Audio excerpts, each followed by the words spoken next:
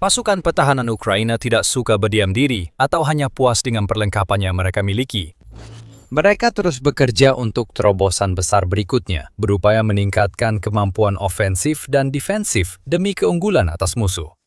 Pendekatan ini tidak hanya membuat Ukraina bertahan lama dalam perang, tapi juga memungkinkan mereka menentang ekspektasi dan membalikkan keadaan berkali-kali. Kini pasukan Kiev siap meluncurkan inovasi terbaru mereka yang begitu kuat dan sulit dihancurkan hingga membuat militer Amerika Serikat terkejut. Skiff adalah kendaraan pengangkut personel lapis baja APC terbaru buatan dalam negeri yang membantu tentara Ukraina tetap aman saat melewati wilayah garis depan yang diperebutkan. Seperti APC atau kendaraan angkut tempur lainnya, tugas utama SCIF adalah mengangkut pasukan dan perlengkapan ke dan dari lokasi pertempuran. Karena, meskipun sekilas terlihat mirip dengan kendaraan tempur infanteri, IFV, APC lebih berorientasi pada mobilitas daripada kemampuan tempur langsung. Mereka juga bisa digunakan memindahkan amunisi, makanan, peralatan medis, dan perlengkapan lain dari titik A ke B atau mengevakuasi prajurit terluka dari lokasi berbahaya. Sampai saat ini, Ukraina sebagian besar mengandalkan APC M113 buatan Amerika Serikat untuk menjalankan tugas-tugas seperti ini, dan itu tentu bukan pilihan yang buruk.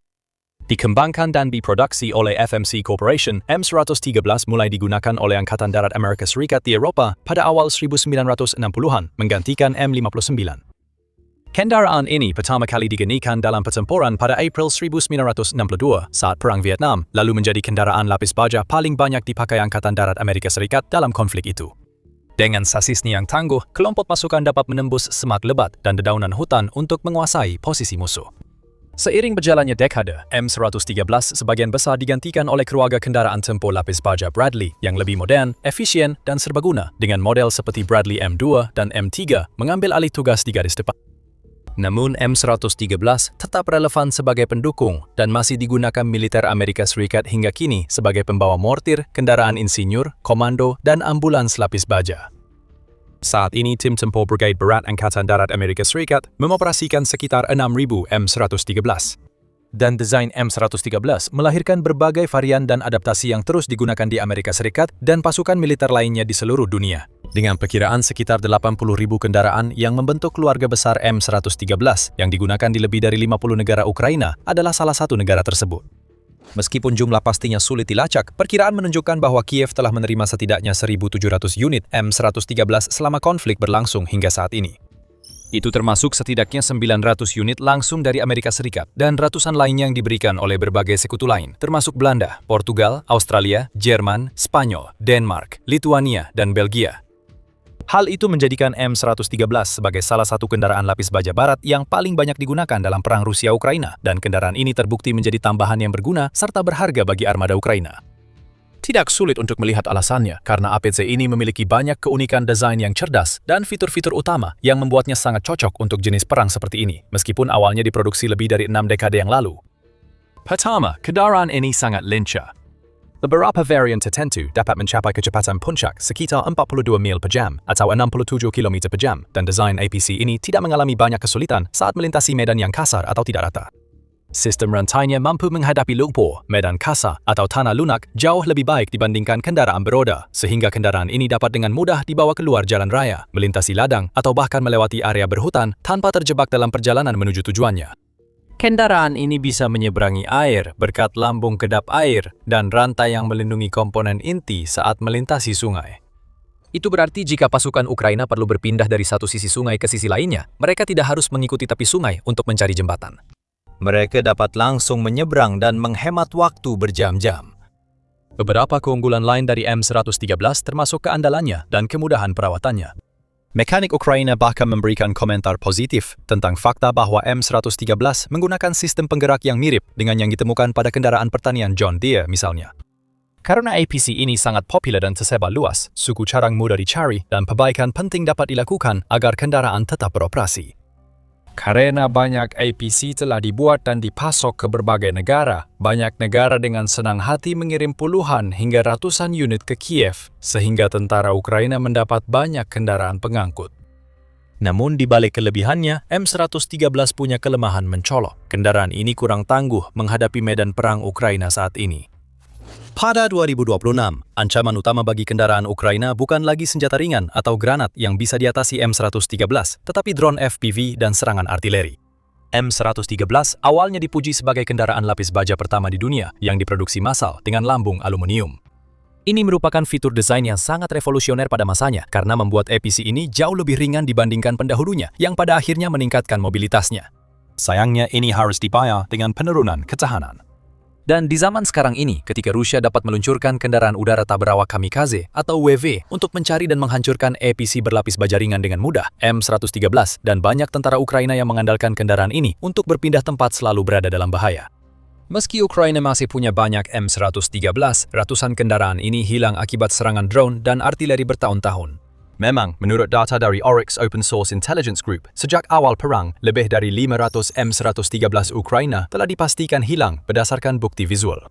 Jumlah sebenarnya mungkin lebih tinggi, karena Oryx dan kelompok OSINT serupa hanya menghitung kerugian dengan bukti visual jelas. Pasukan Ukraina terus beradaptasi. Terdapat gambar dan video yang menunjukkan M113 dengan tambahan anti-drone buatan sendiri. Beberapa di antaranya hampir seluruhnya tertutup paku-paku, seperti landak yang menonjol ke segala arah. Saat drone musuh mendekat, bukannya menabrak APC, drone malah mengenai paku-paku itu sehingga meledak lebih awal atau hancur sebelum menimbulkan kerusakan lebih lanjut. Paku-paku tersebut juga memberikan perlindungan yang cukup baik terhadap drone pengebom. Setiap amunisi yang dijatuhkan akan mengenai lapisan berduri itu, bukan lambung kendaraan, sehingga meledak lebih jauh dari kendaraan dan menyebabkan kerusakan yang lebih sedikit. Namun, pelindungan ekstra ini ada konsekuensinya. Lapisan-lapisan ini memerlukan waktu untuk dipersiapkan dan dipasang pada APC, dan misalnya bisa membuat pasukan lebih sulit untuk masuk dan keluar. Lapisan-lapisan ini menambah berat kendaraan, sehingga membuatnya lebih lambat dan kurang lincah. Akibatnya kendaraan jadi target yang lebih besar dan mudah dihancurkan musuh, sehingga perlindungannya berkurang. Di dunia yang ideal, tentara Ukraina tidak perlu membuang waktu untuk memodifikasi kendaraan mereka dengan cara seperti ini. Ini adalah tugas yang memakan waktu dan mengalihkan tenaga serta fokus mereka dari hal-hal lain yang lebih penting. Lebih baik jika pasukan Kiev langsung memakai APC dengan lapisan baja lebih kuat dalam desainnya, sehingga dapat menahan kerusakan lebih besar tanpa kehilangan mobilitas dan fleksibilitas khas M113. Meskipun terdengar seperti permintaan berlebihan, sebenarnya tidak, karena itulah yang disediakan Skiff. Skiff terinspirasi dari desain M113, membangun di atas fondasi luar biasa APC yang telah sukses digunakan selama bertahun-tahun, mempertahankan kecepatan, efisiensi, dan kemudahan penggunaan, sambil meningkatkan pertahanan ke tingkat baru agar lebih cocok untuk medan perang abad ke-21. Dalam banyak hal, ini adalah evolusi berikutnya dari M113 dan merupakan tanda kuat dari industri pertahanan domestik Ukraina yang berkembang pesat dan semakin inovatif. Sebelum membahas spesifikasi teknis dan keunggulan Skiff, jika Anda ingin wawasan seperti ini, pastikan sudah berlangganan The Military Show. Kami membahasnya seperti ini setiap minggu. Skiff dibuat oleh perusahaan yang berbasis di Kiev, UKR Armotech, dan jelas terlihat mengapa mereka sangat memperhatikan cetak biru klasik M113 saat merakit APC baru yang menarik ini. Jika kita melihat spesifikasi teknisnya misalnya, Skiff dilaporkan memiliki berat hingga 15 ton, yang hampir identik dengan M113 yang memiliki berat 14 ton. APC Ukraina ini memakai mesin diesel bertenaga 360 tenaga kuda, sehingga bisa mencapai kecepatan puncak seperti APC Amerika. Desain baru ini juga dibuat untuk menandingi kemampuan manuver, fleksibilitas, dan kapasitas internal M113, sehingga dalam banyak hal kendaraan ini akan terasa sangat familiar bagi pasukan Ukraina. Namun mereka seharusnya jauh lebih aman di dalam Skiff, karena perbedaan besar antara keduanya bisa dilihat pada lapis bajanya. Skiff disebut punya perlindungan 2 kali lebih baik dari M113. Di bagian depan misalnya, Skiff memiliki perlindungan NATO Stanak 4569 level 4 yang memungkinkannya menahan tembakan senapan mesin 14,5 mm atau ledakan proyektil artileri 155 mm yang meledak di jarak dekat.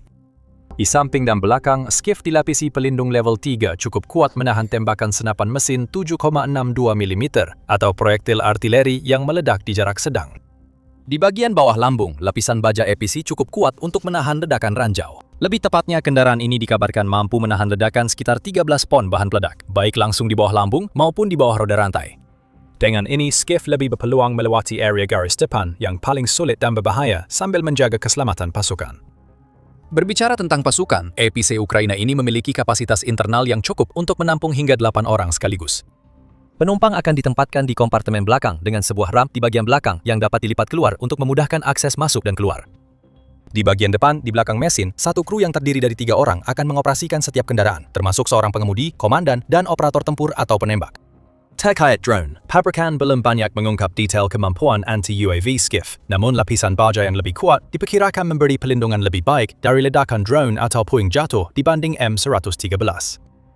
Kendaraan ini diperkirakan memiliki kemampuan peperangan elektronik untuk mengacaukan komunikasi drone dan membuatnya keluar jalur. Para ahli di The War Zone juga memperkirakan Cope Cage akan ditambahkan ke Skiff di masa depan. Ini akan menjadi tambahan lapisan baja yang dirancang khusus untuk mencegah drone bertabrakan langsung dengan rangka kendaraan, mirip dengan sangka dan paku landak yang terlihat pada tank dan kendaraan Ukraina lainnya. Skiff dilengkapi sistem komunikasi, navigasi, kendali tembak, dan kesadaran situasi buatan Ukraina, serta peluncur granat asap di depan bodi kendaraan. Ini juga membantu APC menghindari drone musuh atau keluar dari zona maut dengan menutupi area dengan asap tebal. Skiff tidak hanya dirancang untuk manuver defensif dan pengelakan. Skiff dapat dilengkapi dengan stasiun senjata yang dioperasikan dari jarak jauh, dengan konfigurasi termasuk senapan mesin 12,7 mm atau 14,5 mm yang dipasangkan dengan senjata sekunder 7,62 mm. Dengan ini, kru Skiff bisa menembaki pasukan, kendaraan musuh, atau mencoba menembak jatuh drone dari udara. Hal ini pada gilirannya bisa membuat APC ini menjadi kendaraan yang lebih serbaguna dibandingkan M113. Jika berfungsi seperti yang diiklankan, kendaraan ini bisa melakukan segala hal, mulai dari mengangkut pasukan ke dan dari lokasi garis depan, mengevakuasi prajurit yang terluka, atau bahkan ikut serta dalam serangan mekanis. Kendaraan ini juga bisa sangat efektif untuk mengangkut drone serang ke lokasi terdepan, dari mana mereka bisa terbang dan menghujani posisi Rusia dengan serangan. Kendaraan ini punya semua yang diperlukan untuk memperkuat persenjataan Ukraina. Dan UKR Armotech sudah menguji prototipenya dalam serangkaian uji coba di pabrik secara perlahan namun pasti menuju pengerahan militer skala penuh sambil menyelesaikan dan menyempurnakan desain kendaraannya. Prototipnya misalnya menggunakan cangkang aluminium, sama seperti M113, tetapi perusahaan juga sedang mempertimbangkan kemungkinan beralih ke sasis lapis baja berbahan baja sebagai gantinya. Hal ini bisa memberikan perlindungan yang lebih baik terhadap tembakan musuh, namun di sisi lain dapat memengaruhi struktur keseluruhan dan tingkat mobilitas kendaraan tersebut. Untuk saat ini, UKR Armotech juga harus mengimpor sekitar 60% komponen kendaraan, termasuk mesin, transmisi, elemen suspensi, dan rantai dari berbagai negara di seluruh dunia. Namun mereka berharap pada akhirnya bisa mencapai titik di mana mereka dapat melakukan lokalisasi, memproduksi, dan secara efektif memiliki serta mengoperasikan rantai pasokan Skiff mereka sendiri. Itu akan menjadi pencapaian besar, karena itu berarti Ukraina tidak perlu terlalu bergantung pada negara-negara sekutu untuk mengirimkan lebih banyak EPC kapanpun mereka mau dan dalam jumlah berapapun yang mereka tentukan. Sebaliknya, Kiev akan memiliki kendali. Selama mereka memiliki anggaran yang diperlukan, mereka akan mampu membuat sebanyak mungkin kendaraan ini sesuai kebutuhan tentaranya, sekaligus memproduksi semua suku cadang dan sistem yang relevan untuk memperbaiki dan merawat APC apapun yang mengalami kerusakan di medan perang. Dan meskipun kita tidak tahu persis berapa biaya satu unit Skiff, kemungkinan besar harganya jauh lebih murah dibandingkan, misalnya, $2,5 juta yang dikeluarkan Amerika Serikat untuk EPC generasi terbarunya, yaitu Armored Multipurpose Vehicle. Ukraina tak punya anggaran militer sebesar Amerika Serikat, jadi mereka harus bijak memakai dana. Mereka bisa mulai investasi pada armada kecil SCIF dan menambahnya secara bertahap. Seperti banyak perusahaan pertahanan Ukraina, UKR Armotech juga berkomunikasi langsung dengan pasukan Ukraina untuk menentukan keputusan desainnya. CEO perusahaan, Kennedy Kiri, mengatakan kepada Defense Express bahwa mereka mengandalkan kontak dengan militer, pemahaman kebutuhan mereka, dan pengalaman menggunakan kendaraan beroda di medan perang. Operasi tempur di Ukraina menunjukkan perlunya banyak kendaraan lapis baja untuk menjaga mobilitas unit dan formasi angkatan bersenjata serta pasukan pertahanan. CEO tersebut melanjutkan dengan mencatat bahwa pasukan pertahanan Ukraina sangat ingin melihat tambahan kendaraan beroda rantai untuk membantu mereka melaksanakan operasi dan menjaga mobilitas di daerah dengan medan yang sulit. Dalam menjaga mobilitas di medan sulit seperti lumpur dan kondisi saat tanah mencair, kendaraan lapis baja beroda rantai jauh lebih unggul daripada kendaraan beroda. Rantai lebih tahan terhadap ranjau, pecahan artileri, dan tembakan senjata ringan. Penting bagi perusahaan seperti ini untuk bekerja sama erat dengan tentara Ukraina, mendengarkan komentar dan kebutuhan prajurit, serta merancang kendaraan dan sistem sesuai keperluan mereka. Karena itu, inovasi seperti Skiff dapat segera diterapkan dan memberi nilai nyata di medan perang. Dalam perang dinamis seperti ini, waktu sangat penting. Prajurit Kiev tak bisa menunggu perusahaan melewati banyak prototipe dan uji coba lama. Mereka butuh senjata, kendaraan, dan perlengkapan baru segera. Perusahaan seperti UKR Armotech merespons panggilan tersebut. Namun meskipun hype seputar SCIF semakin meningkat, penting untuk memiliki ekspektasi yang realistis tentang perannya dalam perang saat ini.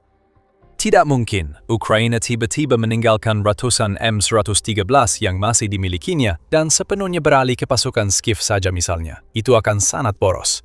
Meski ada masalah dengan lapis bajanya, M113 tetap bukan kendaraan yang bisa diremehkan. EPC ini masih relevan dan berguna dalam perang ini. Sebagai hasilnya, pasukan Kiev kemungkinan besar akan terus menggunakan M113 untuk berbagai tugas, seperti transportasi pasukan, evakuasi medis, dan sebagainya, sambil secara bertahap memperkenalkan Skif seiring waktu dan kemudian menggunakan setiap APC sesuai dengan karakteristik dan keunggulannya masing-masing. Lapisan baja tambahan pada Skif membuatnya lebih layak dan berguna untuk Ukraina saat mengerahkan pasukan atau meluncurkan drone dari garis depan berbahaya. Dan meskipun transisi penuh bisa memakan waktu bertahun-tahun, Ukraina sekarang sudah memiliki jalur yang jelas ke depan. Jika mereka dapat mengumpulkan dana dan sumber daya, pada akhirnya mereka bisa menjadikan APC ini sebagai bagian integral dari pasukan darat masa depan mereka, sekaligus berpotensi menghasilkan banyak uang dengan menawarkannya untuk diekspor ke negara lain. Bagaimanapun juga, Skif adalah tambahan yang sangat baik untuk persenjataan mereka. Ini contoh lain dari industri pertahanan Ukraina yang makin inovatif, terus menciptakan senjata, amunisi, dan kendaraan yang berpotensi mengubah perang, serta menanamkan takut dan ragu di hati komandan Rusia. Selama bertahun-tahun, drone Rusia meneror Ukraina, menebar ketakutan dan kepanikan di seluruh negeri, serta meninggalkan kematian dan kehancuran. Akhirnya, semua itu mulai berubah karena sesuatu telah mulai memburu dan menghancurkan drone-drone tersebut dengan sangat efisien dan tanpa ampun, memusnahkan hingga 95% kawanan Kremlin dalam satu waktu. Dan pemburu mematikan ini tidak menunggu sampai drone-drone itu mendekati target mereka atau berputar-putar di atas kota-kota kecil dan besar di Ukraina untuk memusnahkan mereka. Ia menghancurkan mereka dari ratusan kilometer sebelum mereka sempat mengancam satu nyawa tak bersalah. Kita sedang membicarakan drone interceptor Ukraina yang sekarang telah menjadi salah satu elemen terpenting dalam jaringan pertahanan udara negara itu. Karena ternyata bisa dibilang cara terbaik untuk menghadapi drone adalah sesederhana itu, dengan lebih banyak drone. Ini jelas merupakan pendekatan yang paling efektif dari segi biaya, mengingat drone Shahid milik Rusia berharga sekitar 20 hingga 50 ribu dolar per unit. Ukraina tentu tidak ingin membuang-buang misil interceptor seharga $1 juta hanya untuk menghancurkan mereka. Ukraina perlu cara yang lebih murah dan mudah untuk melawan mereka di udara, dan drone interceptor cocok untuk tugas ini. Banyak dari drone ini hanya membutuhkan biaya beberapa ribu dolar untuk dibuat, namun dirancang dengan sangat cerdas sehingga mereka dapat dengan mudah dan efektif menghancurkan drone yang jauh lebih besar dan mahal. Misalnya Sting yang diproduksi oleh perusahaan bernama Wild Hornets diperkirakan berharga antara 1.000 hingga 2.500 dolar per unit. Harganya sangat murah, sehingga beberapa orang mungkin mengira drone ini kurang efektif di pertempuran nyata. Namun desain The Sting membuatnya menjadi momok bagi drone Rusia. Bentuknya seperti peluru dengan 4 motor berdaya dorong tinggi yang dipasang di bagian bawah, membantu drone ini mencapai kecepatan puncak sekitar 170 mil per jam atau 280 km per jam. Dan kecepatan jelajah sekitar 100 mil per jam atau 160 km per jam. Mampu mencapai ketinggian sekitar 7 km atau 23.000 kaki yang jauh lebih tinggi dibandingkan ketinggian 4,5 km, 13.000 hingga 16.000 kaki dari Shahid milik Rusia. Sting membawa hulu ledak seberat 500 gram, 11 pon, serta kamera siang hari dan kamera termal yang memungkinkannya beroperasi kapan saja, siang atau malam. Dan meskipun hanya memiliki daya tahan selama 15 menit dan jangkauan 37 km, 22 mil, Ukraina mampu menggunakan Sting untuk menghancurkan target pada jarak 500 km atau 310 mil. Semua itu berkat Hornet Vision Control milik Wild Hornet, sebuah sistem video digital dan telemetri yang memungkinkan Sting memberikan video berkualitas tinggi dan kontrol dengan latensi rendah bahkan pada jarak yang sangat jauh. Hal ini pada dasarnya mengubah apa yang biasanya hanya merupakan interceptor bergaya FPV jarak pendek yang relatif sederhana menjadi aset pertahanan udara jarak jauh yang jauh lebih kuat dan berharga. Teknologi ini diuji dan berhasil dengan sangat baik pada awal April 2026 ketika muncul laporan tentang seorang pilot Ukraina yang dijuluki Hook berhasil menembak jatuh 2 Shahid Rusia pada jarak 500 km. Ini adalah pertama kalinya dalam sejarah hal ini terjadi. Belum pernah sebelumnya sebuah drone interceptor mampu berhasil menyerang dan menghancurkan targetnya sejauh itu dari operatornya. Dengan menggunakan semua keahlian dan pengalamannya, Hawk mengarahkan Sting melalui kondisi yang rumit untuk menghancurkan targetnya. Dan bahkan jika Rusia mencoba melawannya, mereka tidak akan punya kesempatan karena dia bahkan tidak berada di area tersebut, melainkan ratusan mil lebih jauh di belakang di lokasi yang aman. Hulk adalah salah satu anggota unit drone Bulava yang berperan utama dalam perang drone dan merilis pernyataan secara daring untuk membagikan rincian serangan.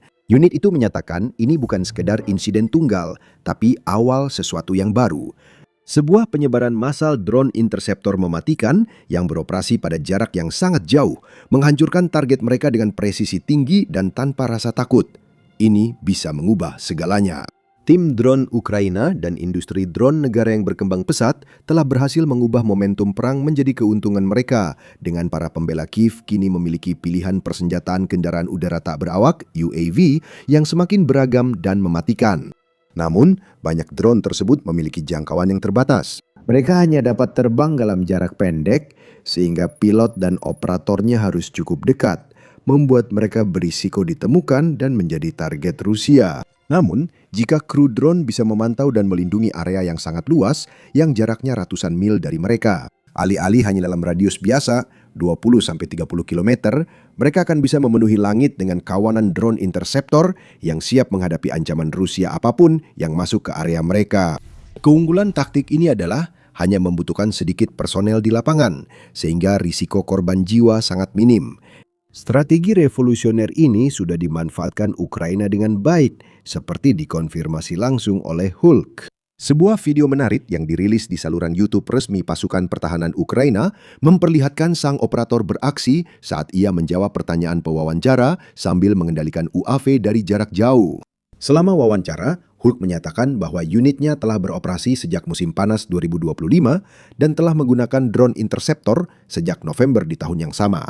Dalam kurun waktu hanya beberapa bulan, satu unit itu berhasil menghancurkan sekitar 200 target, termasuk 184 syahid. Kadang beberapa hari berlalu tanpa ada drone yang berhasil dihancurkan. Namun di waktu lain, unit tersebut bisa benar-benar memburu drone. Dengan Hawk mencatat bahwa rekor mereka saat ini adalah 20 drone berhasil dihancurkan dalam satu hari, dengan 17 diantaranya berhasil dijatuhkan hanya dalam 1,5 jam. Dia menjelaskan betapa besar pencapaian itu. Sangat sulit untuk mencapai jumlah seperti itu sekarang. Kamu harus mendekati hulu ledak dengan presisi agar bisa menghancurkannya di udara sehingga hanya mesinnya yang jatuh ke tanah tanpa meledak. Hulk melanjutkan dengan mengatakan bahwa sekitar 90% dari keberhasilan unit tersebut melibatkan meledakan hulu ledak drone di udara sehingga dapat meminimalkan jumlah puing yang mungkin jatuh ke daerah berpenduduk. Mereka bisa memakai Stings dan pencegat lain untuk menghantam syahid dan drone Rusia. Namun ini berisiko menghasilkan banyak puing serta hulu ledaknya bisa menabrak rumah, kendaraan dan bangunan di darat. Oleh karena itu, para pilot Ukraina harus sangat berhati-hati saat memilih waktu untuk menyerang. Syahid kadang tidak meledak, bisa jatuh menimpa orang atau rumah. Karena itu, kami berusaha membiarkannya melewati area padat penduduk. Untungnya, para operator dibantu oleh desain responsif dari interceptor yang memungkinkan mereka untuk meluncurkan pencegat hanya dalam 30 detik. Setelah di udara, pilot dapat memburu target dan melacak syahid dengan mudah menggunakan kamera siang dan thermal pada drone, serta menikmati aliran data waktu nyata yang stabil dari UAV untuk mendukung pergerakan dan keputusan selanjutnya. Dan sangat sedikit yang bisa dilakukan oleh syahid untuk menghindari interceptor ini. Seperti yang telah disebutkan sebelumnya, mereka biasanya terbang pada ketinggian sekitar 45 km dari permukaan tanah. Interceptor Ukraina beroperasi di ketinggian lebih tinggi, memberi mereka pandangan jelas tanpa halangan terhadap target di langit. Interceptor itu cukup cepat dan lincah untuk mengejar drone Rusia tercepat sekalipun. Kru Bulava mengonfirmasi bahwa mereka sudah berhasil mencegat setidaknya satu varian syahid bermesin jet yang biasanya mampu mencapai kecepatan puncak hingga 600 km per jam atau 370 mil per jam. Karena itu, operator seperti Hulk merasa seperti pahlawan super ketika memakai keahlian mereka untuk mengatasi ancaman Rusia dan melindungi warga serta infrastruktur. Apakah saya merasa seperti pahlawan super? Ya, saya sadar banyak nyawa warga sipil bergantung pada saya dan rekan-rekan, pada tindakan serta hasil kami. Itulah yang memotivasi dan membuat Anda mencintai pekerjaan ini. Kru kemudian secara khusus memuji Sting, menyoroti tingkat keandalan dan efektivitasnya yang tinggi, bahkan dalam kondisi sulit. Mereka telah membuktikan diri dengan baik tanpa keluhan. Kami menerbangkannya pada suhu minus 30 derajat. Dari 10 penerbangan, tingkat keberhasilan sekitar 95%. Kami hanya kehilangan 1 dari 10 drone. Tapi Sting hanyalah salah satu dari banyak jenis drone interceptor dalam persenjataan Ukraina. Sebelum melihat yang lain, Anda sedang menonton The Military Show. Jika belum berlangganan, ini saatnya. Rusia masih sangat bergantung pada pilihan kecil drone yang itu-itu saja. Sementara industri pertahanan Ukraina yang berkembang pesat kini mencakup ribuan perusahaan. Ratusan di antaranya aktif mengembangkan teknologi drone baru. Ini termasuk berbagai macam drone pencegat, seperti P1 Sun misalnya. Salah satu drone yang paling banyak dibicarakan yang dimiliki Kiev, P1 Sun, diproduksi oleh perusahaan Skyfall. Desainnya cukup mirip dengan Sting dengan bentuk khas seperti peluru dan memiliki kemampuan untuk melaju dengan kecepatan sekitar 300 km per jam atau 185 mil per jam. Namun bisa jauh lebih cepat jika diperlukan, hingga 450 km per jam atau 280 mil per jam. Yang cukup cepat untuk mengejar sebagian besar UAV musuh.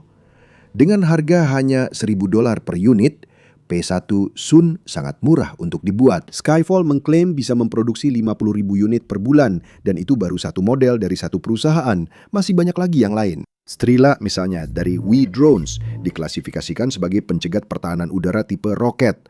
Melaju dengan kecepatan sekitar 350 km per jam atau 220 mil per jam dan dengan jangkauan hingga 28 km atau sedikit lebih dari 17 mil. Ia dapat membawa muatan seberat 500 gram atau 1,1 pon untuk dengan mudah menghancurkan hampir semua drone musuh yang ditemuinya. Banyak drone mengandalkan GPS untuk navigasi dan mengunci target sehingga rentan terhadap peperangan elektronik. Versi terbaru dari Strela sama sekali tidak bergantung pada GPS, melainkan menggunakan sistem komunikasi tahan gangguan yang lebih canggih. Sama seperti Sting dan P1, Sun Strela murah untuk dibuat dengan harga rata-rata sekitar $2.300 per unit dan mudah diproduksi dalam jumlah besar. We Drones saat ini memproduksi sekitar 100 unit setiap hari. Ada juga Zerov 8 dari perusahaan bernama Fourth Law. Berbeda dari interceptor lain, drone ini lepas landas vertikal lalu bertransisi ke penerbangan horizontal di udara, mirip pesawat quadrotor saat mode jelajah. Drone ini memiliki jangkauan operasional 20 km dan kecepatan maksimum 326 km per jam atau 202 mil per jam. Drone ini menggunakan teknologi AI yang memungkinkannya mengidentifikasi dan mengunci target Shahid secara otomatis tanpa kendali manual pilot. Dengan kamera termal dan hulu ledak yang kecil namun mematikan, drone ini dapat dengan mudah menjatuhkan Shahid dari langit. Octopus juga memiliki peran yang serupa. Hasil kerjasama antara Yukari Space Systems dan Project Octopus, drone interceptor ini memiliki radius tempur yang mengesankan sejauh 30 km atau 18,5 mil. Daya tahan selama 15 menit dan kecepatan maksimum 300 km per jam. Drone ini juga mampu membawa muatan yang lebih besar dibandingkan kebanyakan drone lain, yaitu seberat 1,2 kg atau 2,6 pon. Dengan pengenalan gambar berbasis AI dan panduan terminal otomatis, drone ini, seperti Zerov 8, bersifat semi-otonom. Pilot membantu saat lepas landas dan pencarian target, tapi setelah menemukan Shahid atau drone lain, AI mengambil alih dan menyelesaikan tugas dengan sempurna. Dan pasukan interceptor Ukraina hanya akan semakin kuat dan beragam seiring berjalannya waktu. Pada Maret 2026 misalnya, Kementerian Pertahanan Negara itu mengumumkan peluncuran drone Jedi Shahid Hunter yang baru. Dengan rangka ringan dan kompak tapi tangguh, 4 motor elektronik bertenaga tinggi, serta baterai berkapasitas besar agar terbang lebih lama dari model lain.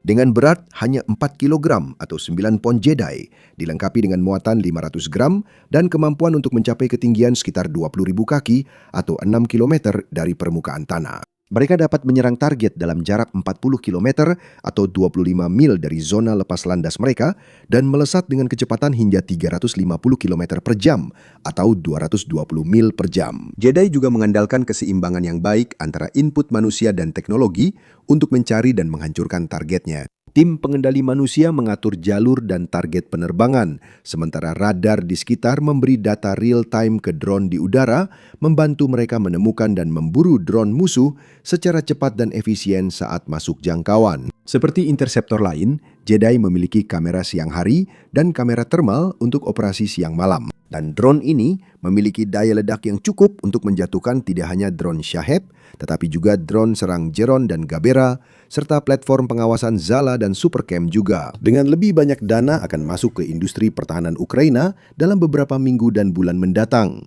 Seperti pinjaman 90 miliar euro atau sekitar 105 miliar dolar yang akan dikirimkan Uni Eropa ke Kiev. Pencegat negara itu akan semakin cerdas, kuat, cepat, dan mematikan seiring perang berlanjut. Karena Rusia secara efektif telah bertaruh sepenuhnya pada perang drone di tahap ini. Drone benar-benar satu-satunya alat yang dimiliki Kremlin untuk secara konsisten menimbulkan kerusakan di Ukraina. Tank-tank mereka jelas tidak cukup baik, dengan ribuan di antaranya benar-benar hancur oleh ranjau, roket, dan UAV kamikaze. Kendaraan lapis baja mereka juga terbukti tidak berguna menembus garis depan Ukraina yang telah diperkuat. Pasukan penyerang nekat mereka kini biasanya terdiri dari 15 sampai 20 rekrutan tanpa pengetahuan, pelatihan, atau dukungan, juga tidak tahu apa yang harus dilakukan. Terus hampir tidak memberikan dampak apapun dalam hal merebut wilayah berharga atau mendorong mesin perang Kremlin lebih dekat untuk mencapai tujuan yang telah dinyatakan. Drone adalah pertaruhan terakhir Presiden Vladimir Putin dan para komandannya. Drone menyebabkan lebih banyak korban di Ukraina daripada senjata lain dan memungkinkan Rusia merusak dan menghancurkan infrastruktur Ukraina seperti gardu induk dan pusat logistik. Itulah sebabnya Kremlin meningkatkan produksi UAV-nya, menggelontorkan dana ke pabrik-pabrik produksi, dan memproduksi semakin banyak Shahed dan drone serang lainnya dengan harapan dapat membuat lawannya kewalahan. Untuk beberapa waktu, para analis khawatir bahwa strategi ini akan berhasil, karena dengan semakin banyak drone di udara, bahkan jaringan pertahanan udara Ukraina yang terdepan di dunia pun pada akhirnya akan kewalahan menghadapi tekanan tersebut. Ukraina akan dipaksa untuk menghabiskan persediaan rudal pencegatnya yang terbatas, membuang peralatan senilai jutaan dolar hanya untuk mempertahankan wilayahnya dan melindungi rakyatnya. Pada akhirnya, meskipun Ukraina bisa menembak jatuh 80 atau 85% ancaman musuh, tetap ada yang lolos dan menimbulkan kerusakan serius dan berkepanjangan. Untungnya, Ukraina sekali lagi membuktikan para peragu salah dan berhasil membalikan situasi yang tampaknya mustahil, dan semua itu berkat drone pencegat ini. Mereka memungkinkan pembela Kiev melawan serangan drone Rusia dengan biaya efisien dan dampak besar, menghancurkan sebagian besar drone musuh, serta menjatuhkannya jauh dari kota-kota dan permukiman Ukraina sehingga tidak dapat menyebabkan kerusakan besar. Dan setiap kali sebuah drone jatuh, itu berarti puluhan ribu dolar uang Kremlin hangus terbakar. Jika dilihat satu persatu, itu memang tidak seberapa. Tapi semua kerugian itu jika dijumlahkan menjadi besar. Dan dengan ekonomi Rusia yang semakin memburuk, negara itu benar-benar tidak mampu terus membuang dana dan sumber daya untuk hasil yang sangat kecil. Ini tidak bisa dipertahankan dalam jangka panjang. Dan meskipun dia suka membual dan menggertak, Putin tahu itu. Namun bagi Ukraina, perhitungannya jauh lebih menguntungkan. Menggunakan drone senilai $1.000 untuk menghancurkan ancaman senilai $50.000 adalah kemenangan besar dari sudut pandang manapun. Dan kru drone Ukraina semakin mahir menggunakan drone pencegat mereka setiap saat. Pada Maret 2026 misalnya, mereka dilaporkan berhasil menjatuhkan lebih dari 2.300 ancaman udara. Itu 55% lebih banyak dibandingkan bulan sebelumnya. Jika Ukraina mempertahankan kecepatan ini, mereka bisa menembak jatuh ribuan UAV setiap bulan dan menghilangkan ancaman utama Rusia. Saat drone Kremlin tak lagi berguna, Komandan Putin harus mengandalkan serangan garis depan yang sia-sia, semakin putus asa merebut wilayah. Sementara itu, Ukraina yang didukung armada interceptornya mungkin segera menemukan celah di pertahanan Rusia dan memanfaatkan kelemahan musuh untuk maju merebut kembali wilayah berharga. Singkatnya, keadaan terus berbalik arah. Sekarang Ukraina semakin kuat, sementara pasukan Rusia stagnan. Anda dapat mempelajari lebih lanjut di video ini yang membahas bagaimana kampanye serangan jarak jauh Ukraina telah menghancurkan pertahanan di wilayah pendudukan dan Rusia. Seorang tentara Ukraina bersantai di sofa, mungkin sambil minum soda atau makan keripik. Ini momen santai yang menyenangkan, tapi Anda teringat ada tugas yang harus dilakukan. Jadi Anda mengambil kendali dan menerbangkan drone interceptor. Drone Shahed milik Rusia kembali berhasil dijatuhkan. Dari sofa, Anda baru saja menembak jatuh drone Rusia yang terbang ratusan kilometer jauhnya. Anda bahkan tak perlu di Ukraina untuk melakukannya. Insinyur Ukraina menemukan cara cerdas menyerang Rusia dari berbagai lokasi, sementara Putin hanya bisa menyaksikan kawanan drone-nya menderita. Menurut Menteri Pertahanan Ukraina, Mikhailo Fedorov, Ukraina telah mengembangkan dan menerapkan kemampuan baru sehingga drone interceptornya kini lebih canggih. Sekarang operator drone bahkan tidak perlu berada di garis depan untuk menerbangkan drone interceptor mereka. Mereka bisa berada di mana saja, ratusan bahkan ribuan kilometer jauhnya. Di Kiev, operator interceptor dapat menerbangkan drone untuk menembak jatuh syahid Rusia di Donetsk. Di Lviv, salah satu kota besar paling barat Ukraina, operator bisa bersantai di sofa sambil menggunakan interceptor untuk menghancurkan syahid di Sumy, Zaporizhia, atau hampir dimanapun lain di Ukraina. Fedorov menyatakan drone interceptor Ukraina dapat dioperasikan dari luar negeri, memberi peluang bagi orang di luar Ukraina untuk turut bertempur melawan Rusia. Rusia mengira bahwa mereka sudah memahami para operator drone Ukraina, lalu sesuatu pun berubah. Uji coba luar biasa mengungkap kehebatan drone interceptor Ukraina yang tetap efektif meski dikendalikan dari ratusan kilometer jauhnya. Uji coba itu menunjukkan operator memakai sistem Hornet Vision Control, buatan Wild Hornets, yang tampaknya akan merevolusi medan perang. Operator drone dari Ukraina Utara mengendalikan drone interceptor untuk menjatuhkan drone Shahed yang berjarak sekitar 500 km. Ada rekaman yang membuktikan kemampuan baru Ukraina. Dengan setup yang tampak tak berbeda dengan yang digunakan seorang gamer untuk bermain Call of Duty atau PUBG, seorang operator drone duduk di depan komputer.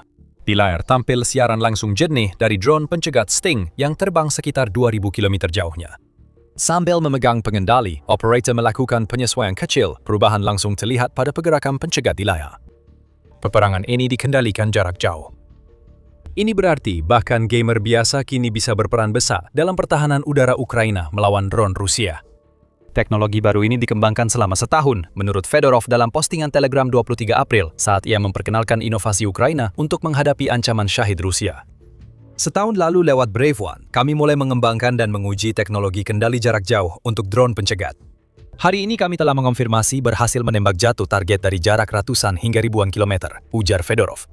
Jadi Brave One benar-benar menjalankan fungsi yang memang menjadi tujuan pembentukannya. Diluncurkan Ukraina pada 2023. Brave One adalah hub dan pusat pertahanan yang didukung pemerintah untuk mendukung dan berinvestasi pada produsen drone serta startup di seluruh negeri. Inovator bisa mendaftar di platform itu dan Ukraina dapat berinvestasi pada teknologi yang berpotensi membantunya melawan Rusia. Mengendalikan drone interceptor dari ratusan kilometer adalah penggunaan uang Ukraina yang baik. Siapa tahu, teknologi ini mungkin bisa diterapkan pada drone FPV Ukraina di masa depan. Itu akan mengubah wajah perang Ukraina dan kami akan segera menjelaskan alasannya. Fedorov kini fokus pada dampak teknologi baru bagi masa depan pertahanan udara Ukraina. Ukraina menjadi yang pertama secara sistematis memperluas kendali jarak jauh drone pencegat. Ini adalah contoh penerapan inovasi pertahanan dan pembentukan standar baru pertahanan udara, kata Fedorov. Produsen drone pencegat Ukraina tampaknya sangat cepat memanfaatkan teknologi baru ini. Lebih dari 10 produsen telah mulai mengintegrasikan kemampuan kendali jarak jauh ke sistem pencegat mereka. Karena Ukraina melakukan semua ini masih sangat dirahasiakan. Ukraina memang seharusnya tidak memberi petunjuk pada Rusia agar kaki tangan Putin tidak bisa mengembangkan sistem serupa untuk menggagalkan serangan jarak jauh Ukraina. Namun Ukraina mulai unggul dari Rusia dalam hal ini. Maret menjadi bulan pertama sejak invasi Putin, di mana Ukraina meluncurkan lebih banyak drone ke Rusia dibandingkan jumlah drone Rusia ke Ukraina.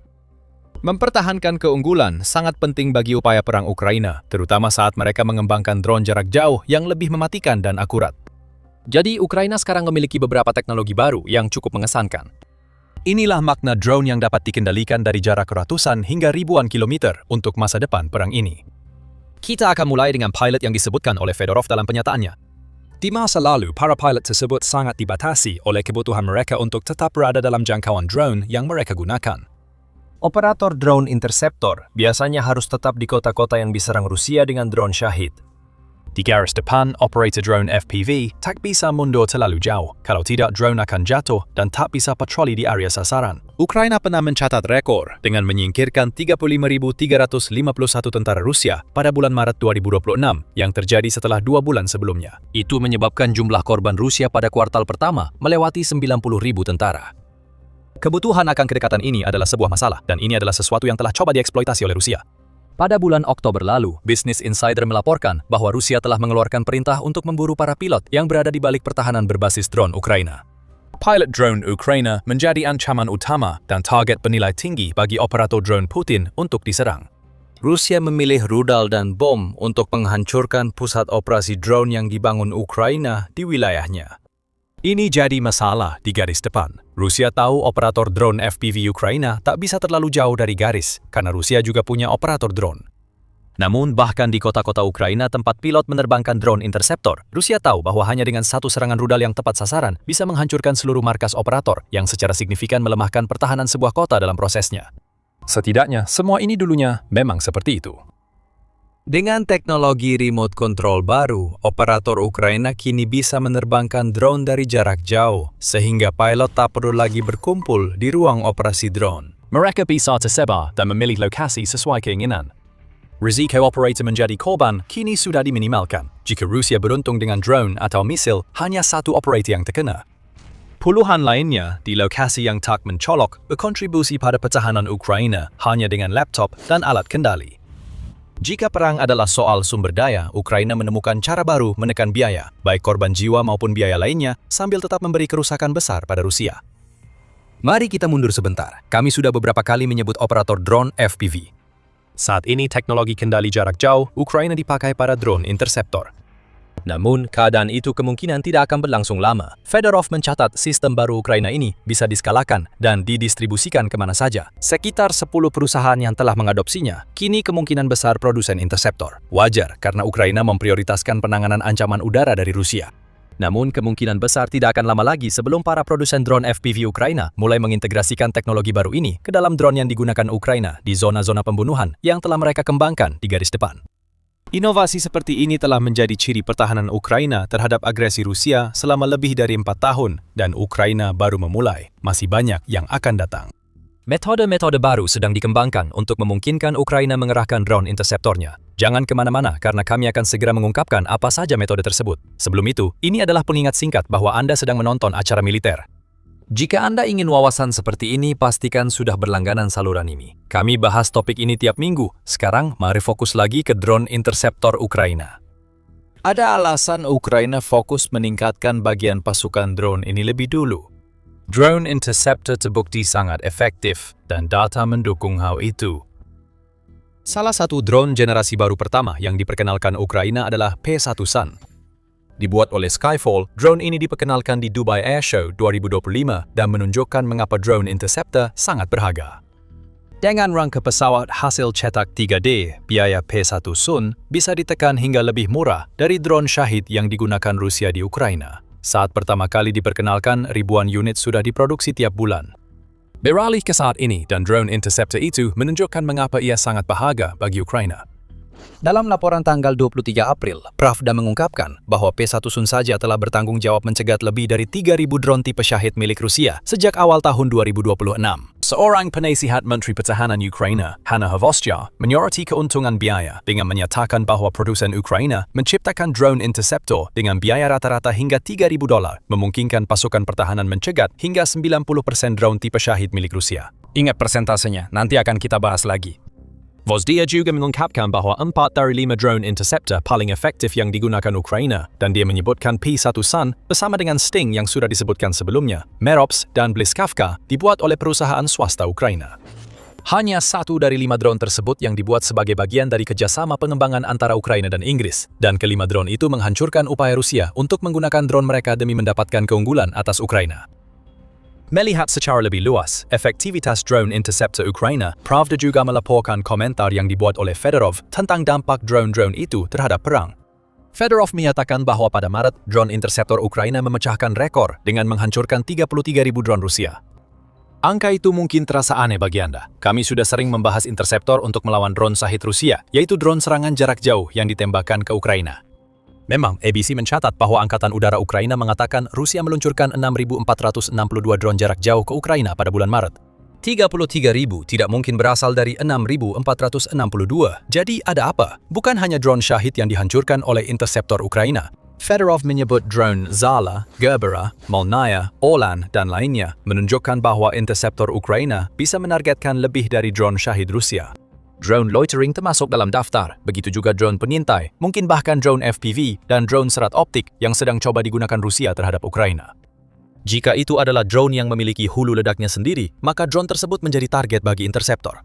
Dengan kemampuan baru, operator Ukraina mengendalikan interceptor dari ratusan kilometer, Rusia menghadapi masalah baru yang tak bisa mereka atasi.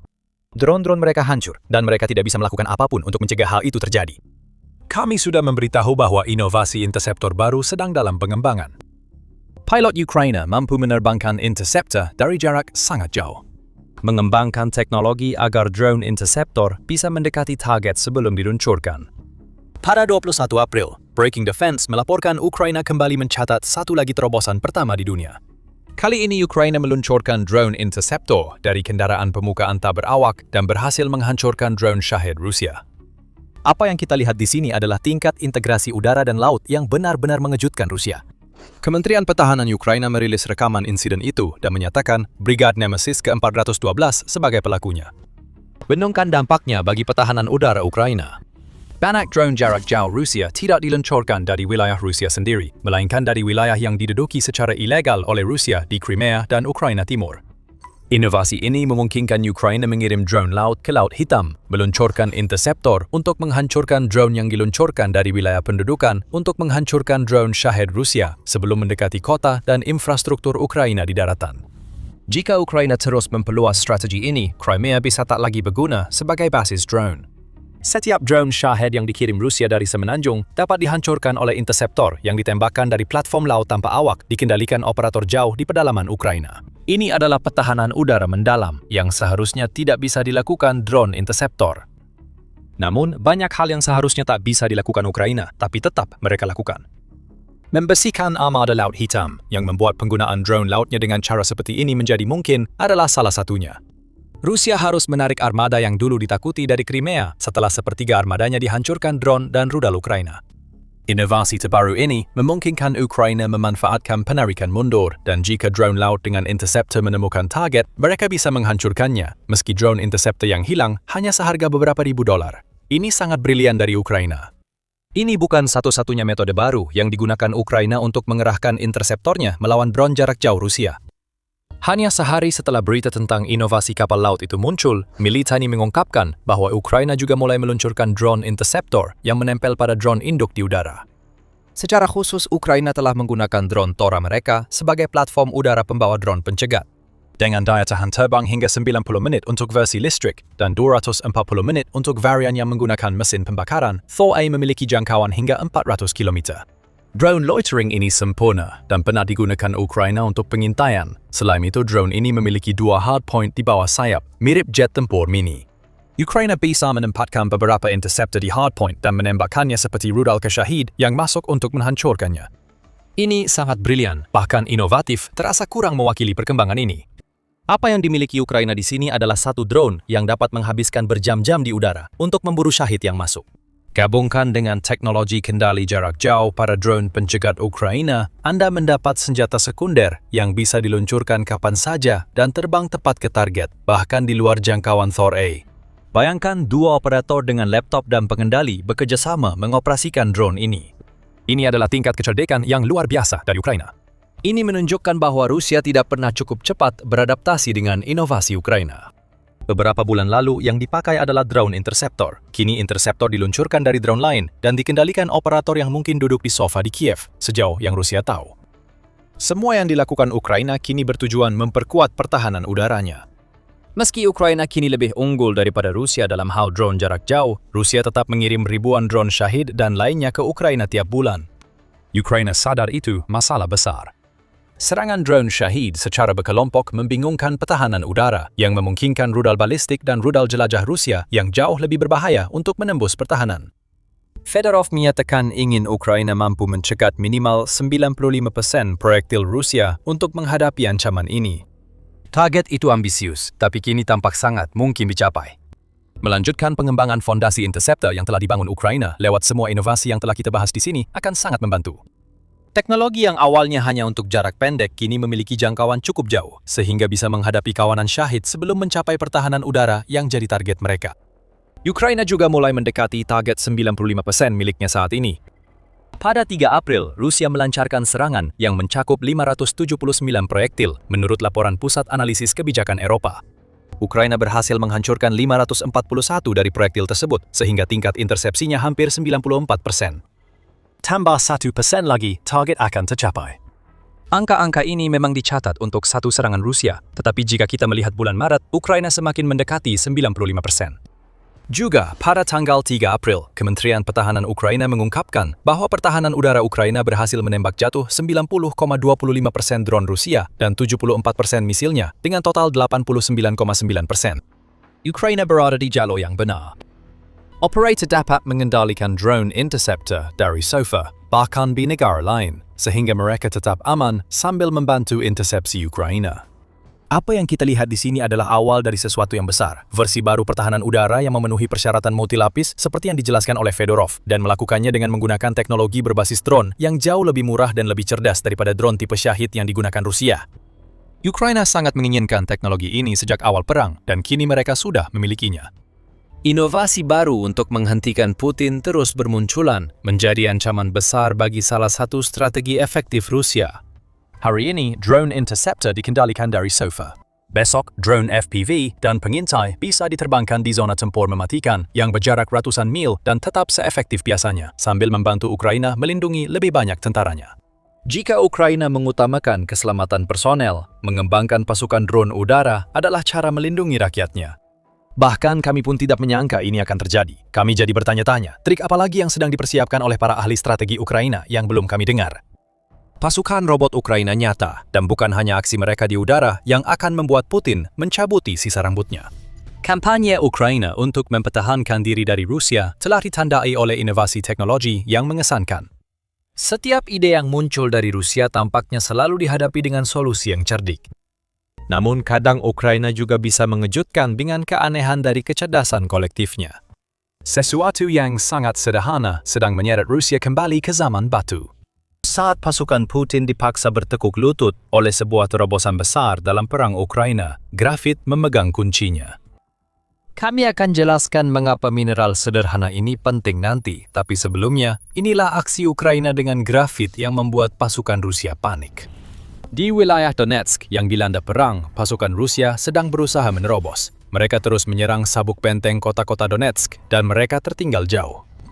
Hanya pada bulan Maret saja, Rusia kehilangan lebih dari 35.000 tentaranya. Banyak di antaranya di Donetsk. Semua karena Putin tidak mau menyerah pada keinginannya yang gila untuk merebut wilayah mematikan ini. Satu-satunya hal yang bisa diandalkan Rusia adalah kekuatan.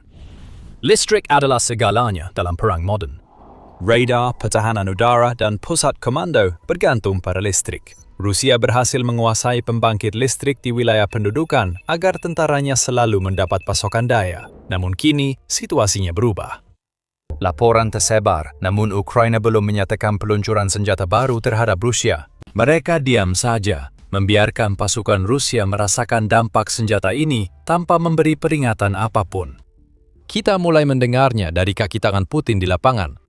Ukraina menjatuhkan bom di Donetsk. Hanya saja bom-bom ini tidak meledak dengan amukan api yang melahap tentara dan menghancurkan target. Mereka melepaskan sesuatu yang lain ke udara. Sebuah zat yang merampas pasokan listrik dari tentara Rusia, menjerumuskan mereka ke dalam kegelapan di belakang saat para tentara gagal di garis depan. Ukraina memiliki bom grafit dan Rusia marah karenanya. Pada awal April, Defense Express melaporkan bahwa pasukan Rusia di Donetsk yang diduduki kini mengklaim bahwa Ukraina telah melepaskan bom grafit di wilayah pendudukan selama serangan malam yang menakutkan. Anda tidak perlu kami beritahu bahwa malam hari adalah waktu yang sempurna untuk memutus aliran listrik dengan jenis bom seperti ini. Ketika lampu padam, tentara Rusia panik. Klaim-klaim ini juga tidak asal dibuat. Tentara yang ketakutan membagikan rekaman tentang apa yang mereka katakan telah mulai digunakan oleh Ukraina. Dalam salah satu klip yang beredar di X, kita melihat pertahanan udara Rusia menghadapi serangan kawanan drone yang datang. Rusia memang mengenai beberapa sasaran, namun masalah muncul di bagian akhir video saat puing-puing drone Ukraina diperiksa. Kita melihat sesuatu mirip filamen grafit. Filamen-filamen itu tetap terlepas meski drone Ukraina meledak di udara.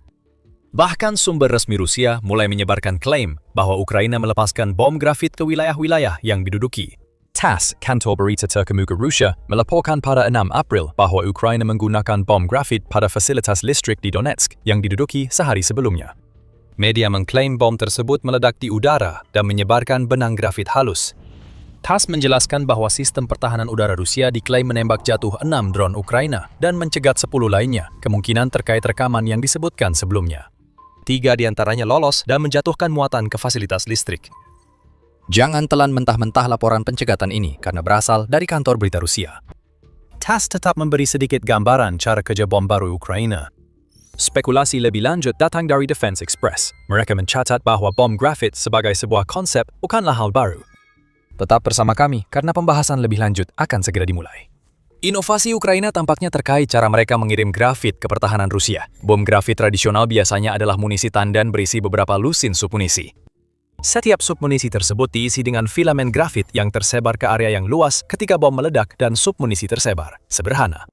Sebuah bom diluncurkan dari platform udara, meledak, dan grafit berjatuhan. Ukraina enggan mengambil risiko dengan jumlah jet tempur dan pembom terbatas untuk menjatuhkan bom grafit tradisional ke wilayah yang diduduki. Mereka menemukan cara baru untuk menyelundupkan grafit ke wilayah belakang Rusia.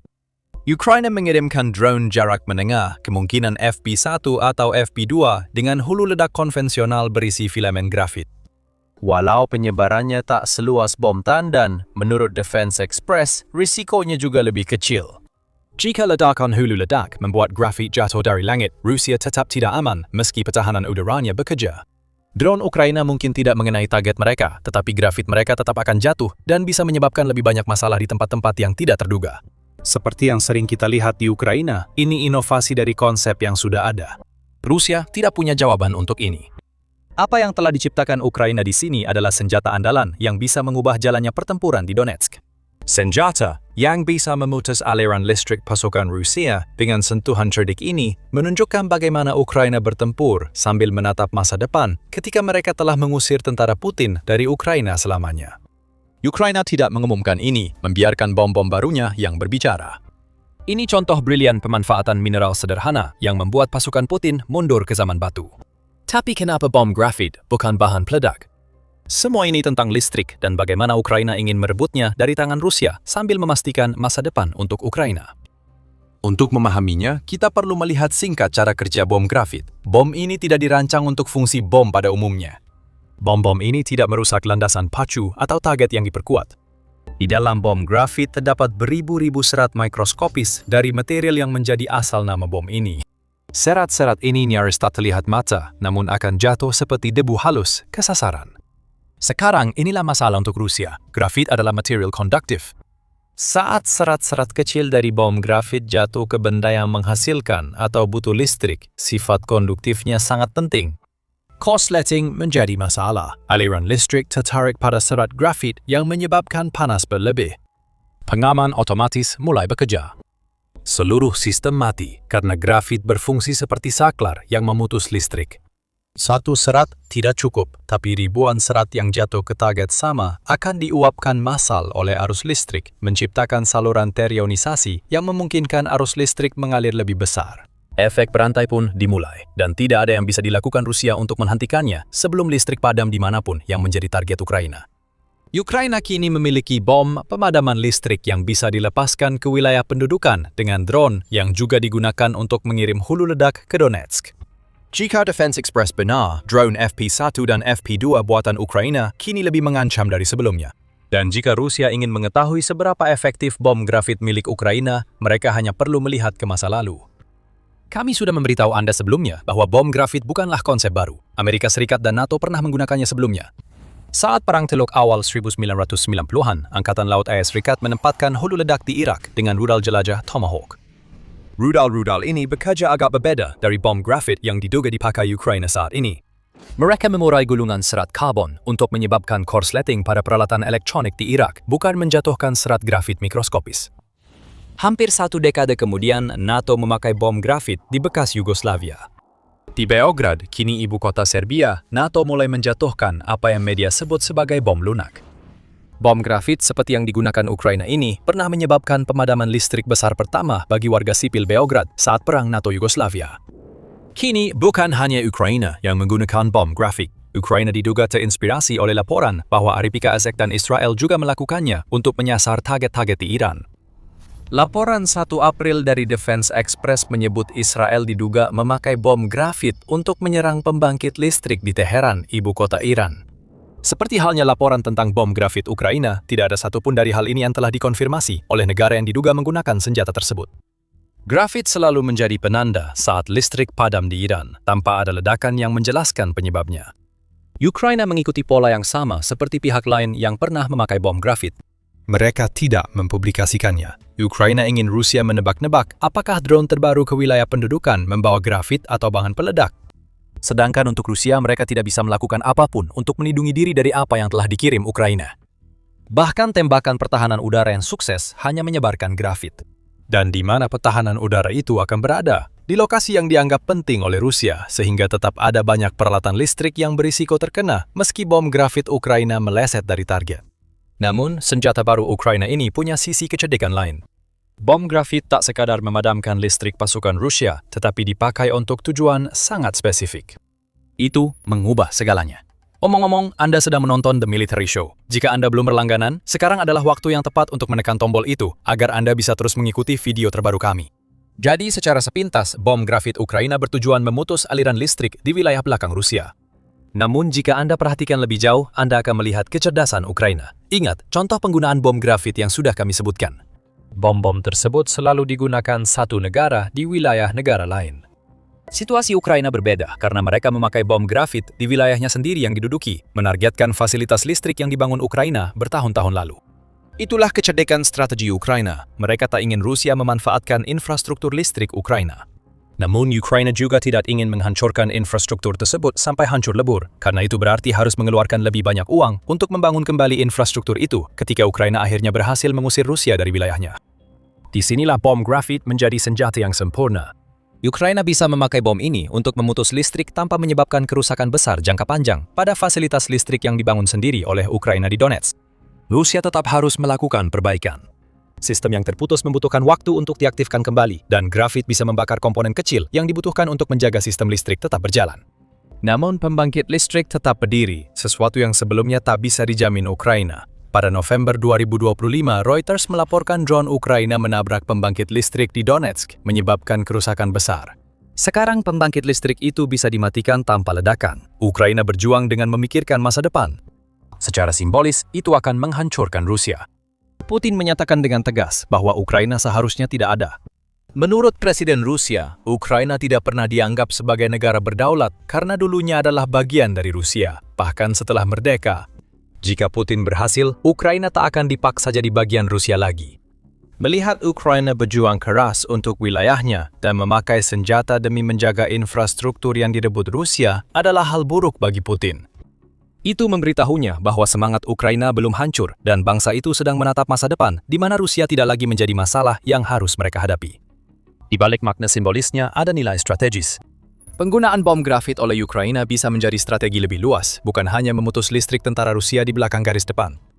Mari kita bicara tentang pertahanan udara. Ada satu hal yang belum kita sebutkan tentang penggunaan bom grafit oleh NATO di Serbia, yaitu betapa efektifnya bom-bom itu. Laporan The Guardian, Mei 1999, menyebut NATO memutus listrik 70% wilayah Serbia secara instan, mematikan banyak komputer militer, sistem komunikasi, dan radar yang digunakan Yugoslavia untuk bertahan dari intervensi NATO. Bom grafit NATO secara khusus dapat menonaktifkan sistem pertahanan udara Serbia.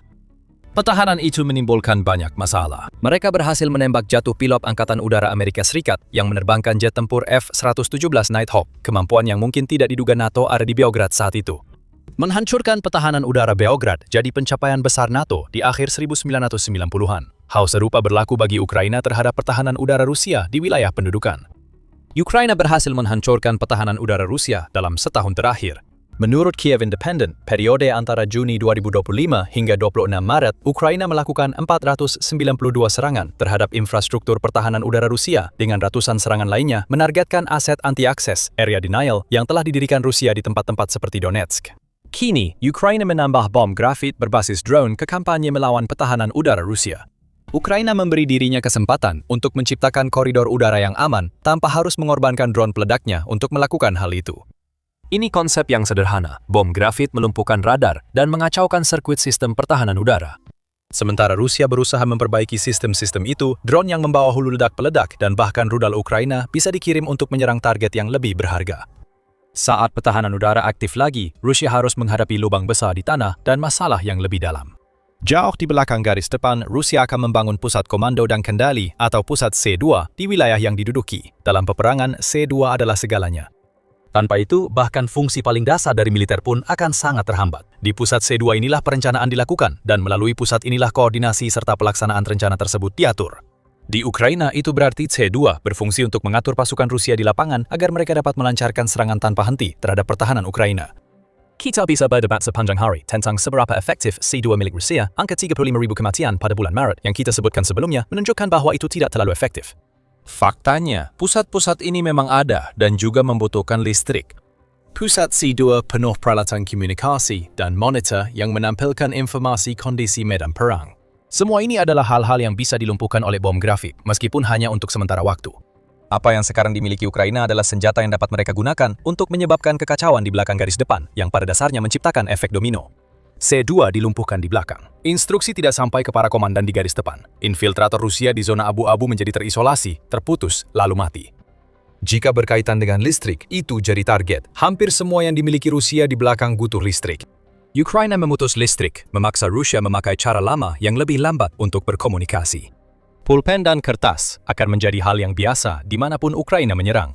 Jika Putin tetap memakai strategi perang gesek usang yang lebih merugikan militernya daripada tentara Ukraina, bom grafit memungkinkan Ukraina untuk memperparah keadaan dan membawa tentara Rusia kembali ke era ketika komunikasi elektronik belum ada. Oh, satu hal lagi. Sebelumnya kami telah menginformasikan bahwa Defense Express percaya Ukraina mengisi drone FP1 dan FP2 mereka dengan grafit. Bayangkan Ukraina melakukan hal serupa, tapi memasukkan grafit ke dalam drone jarak jauh seperti FP5 Flamingo. Drone itu memiliki jangkauan sekitar 3.000 km atau 1.860 mil, yang berarti dapat menyerang hampir semua tempat penting secara strategis di dalam Rusia. Bagaimana jika Flamingo terbang ke pembangkit listrik Rusia? Grafit bisa jatuh ke seluruh negeri, melumpuhkan fasilitas industri, pabrik kimia, dan infrastruktur listrik sipil. Kerusakan itu tidak akan permanen, dan memang tidak perlu begitu. Grafit dapat menjadi cara baru bagi Ukraina untuk mengingatkan rakyat Putin bahwa pemimpinnya memulai perang yang bisa kembali ke depan rumah mereka. Kami penasaran berapa banyak pemadaman listrik massal di Moskow dan Saint Petersburg yang bisa ditoleransi elit Rusia sebelum mereka angkat bicara tentang grafit yang berjatuhan di Rusia. Satu hal pasti, jika Ukraina ingin memakai bom grafit sepenuhnya, mereka tak akan sulit memperoleh bahan utamanya. Ukraina kaya akan grafit. Suara baru Ukraina menunjukkan Ukraina tetap produsen grafit terbesar keempat antara 2022 sampai 2024, meski invasi Rusia sempat menutup tambang grafit utamanya. Ada juga perkiraan 17,9 juta ton cadangan grafit di Ukraina, seperti yang disebutkan oleh sumber yang sama. Tentu saja, tidak semua grafit itu akan dapat diakses. Sebagian berada di wilayah pendudukan, dan tidak semua cadangan dapat diakses, tetapi tetap saja Ukraina memiliki grafit. Banyak sekali. Apa yang Rusia laporkan di Donetsk mungkin hanya percobaan untuk operasi lebih besar yang bisa melibatkan wilayah pendudukan serta beberapa wilayah Rusia yang berhasil Putin lindungi dari serangan Ukraina. Kode cheat telah dibuka. Badai grafit mungkin akan datang. Rusia dan militernya bisa dibuat bertekuk lutut oleh senjata yang berbahaya, bahkan ketika diledakkan di udara. Sejak akhir tahun 2025, Ukraina secara drastis meningkatkan frekuensi dan kekuatan serangan drone dan misil jarak jauhnya ke dalam wilayah Rusia. Serangan ini telah terjadi dalam skala lebih kecil selama beberapa tahun terakhir. Namun, kampanye yang disebut sebagai sanksi kinetik benar-benar meningkat pesat pada pertengahan 2025 dan sejak saat itu terus meningkat secara eksponensial. Dengan jumlah drone Ukraina yang diluncurkan setiap malam, kini setara atau bahkan melebihi jumlah drone Rusia yang diluncurkan ke arah sebaliknya. Seiring semakin banyaknya kilang minyak Rusia dan fasilitas militer strategis yang hancur, Presiden Rusia Vladimir Putin mulai panik. Tapi situasinya akan menjadi jauh lebih buruk baginya. Ukraina telah menandatangani serangkaian kerjasama produksi drone, termasuk dengan beberapa perusahaan Jerman yang akan meningkatkan jumlah, kualitas, dan daya hancur drone serang jarak menengah dan jauh milik Ukraina. Dan pengumuman terbaru yang merinci kemitraan dengan usaha patungan Alterian Air Logic GmbH menjanjikan akan menjadi salah satu kerjasama yang paling berdampak sejauh ini. Kerjasama ini akan memberi Ukraina drone udara tercanggih saat ini. Perusahaan tersebut akan memproduksi ribuan drone berat yang dilengkapi dengan AI canggih untuk digunakan oleh angkatan bersenjata Ukraina dan pada akhirnya juga oleh Bundeswehr Jerman. Jadi inilah inti dari kesepakatan ini dan mengapa hal ini bisa semakin mengubah keseimbangan perang ke pihak Ukraina. Pada pertengahan April 2026, perusahaan patungan Autarian Air Logic GmbH mengumumkan bahwa mereka telah menerima pesanan pertama untuk memproduksi ribuan sistem serangan otonom berat berteknologi AI jarak menengah untuk angkatan bersenjata Ukraina. Ini merupakan pesanan produksi terbesar dari Jerman untuk drone serangan otonom berat sejauh ini. Pesanan ini datang tak lama setelah pengumuman pembentukan perusahaan tersebut di Konferensi Keamanan Munich pada bulan Februari. Perusahaan ini yang didukung oleh pemerintah Jerman dan Ukraina merupakan bagian dari upaya yang lebih luas untuk memperkuat kemampuan industri pertahanan Ukraina dan Eropa.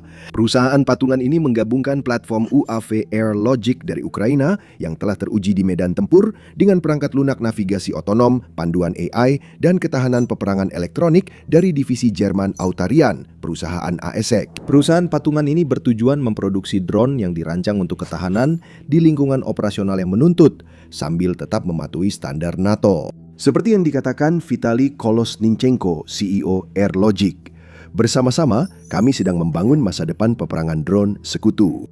Kini, mereka menerima pesanan besar pertama yang segera diproduksi di lini produksi baru. Pengumuman perusahaan tidak menyebutkan nama drone yang akan diproduksi, hanya menyatakan bahwa drone dengan sayap berbentuk X dan Delta akan diproduksi dengan jumlah ribuan unit per tahun. Namun nama-nama tersebut kemudian diungkapkan melalui daftar drone yang diproduksi di perusahaan patungan Jerman Ukraina yang diterbitkan oleh kantor Presiden Ukraina, yaitu Anubis dan SafeX. Jadi apa yang kita ketahui tentang drone-drone ini? Nah, sebagian besar detailnya belum diungkapkan, termasuk harga dan spesifikasinya. Namun, apa yang bisa kita rangkai dari informasi yang tersedia dan demonstrasi terbaru yang dilakukan di Berlin cukup menarik untuk disimak. Anubis digambarkan sebagai sistem serangan jarak menengah untuk target bernilai tinggi dan kendaraan lapis baja. SafeX adalah drone taktis ringkas untuk menyerang infanteri dan kendaraan lapis baja rian. Kedua sistem ini dirancang untuk beroperasi di lingkungan yang tidak memiliki GPS dan penuh gangguan, serta seperti yang disebutkan, menggunakan konfigurasi sayap berbentuk X dan sayap Delta. Dari penampilannya, Anubis tampaknya merupakan adaptasi dari drone Autarian lainnya, Artemis ALM-20. Pada Oktober 2025, Autarian mengumumkan bahwa mereka telah menyelesaikan proyek Artemis, sebuah proyek unit inovasi Departemen Pertahanan Amerika Serikat, dan membangun drone kamikaze jarak jauh baru yang disebut Artemis ALM-20. Sekilas, drone ini sangat mirip dengan Shahed 136 Iran yang terkenal buruk. Hal itu sendiri sebenarnya tidak terlalu mengejutkan. Shahed adalah senjata yang membuat orang berkata, jika tak bisa mengalahkan mereka, bergabunglah dengan mereka. Rusia menggunakan Shahed asli dan telah mengembangkan keluarga drone yang disebut Gerin berdasarkan desain tersebut. Drone kamikaze jarak jauh terbaru Amerika Serikat, Lucas, juga hasil rekayasa ulang dari Shahed.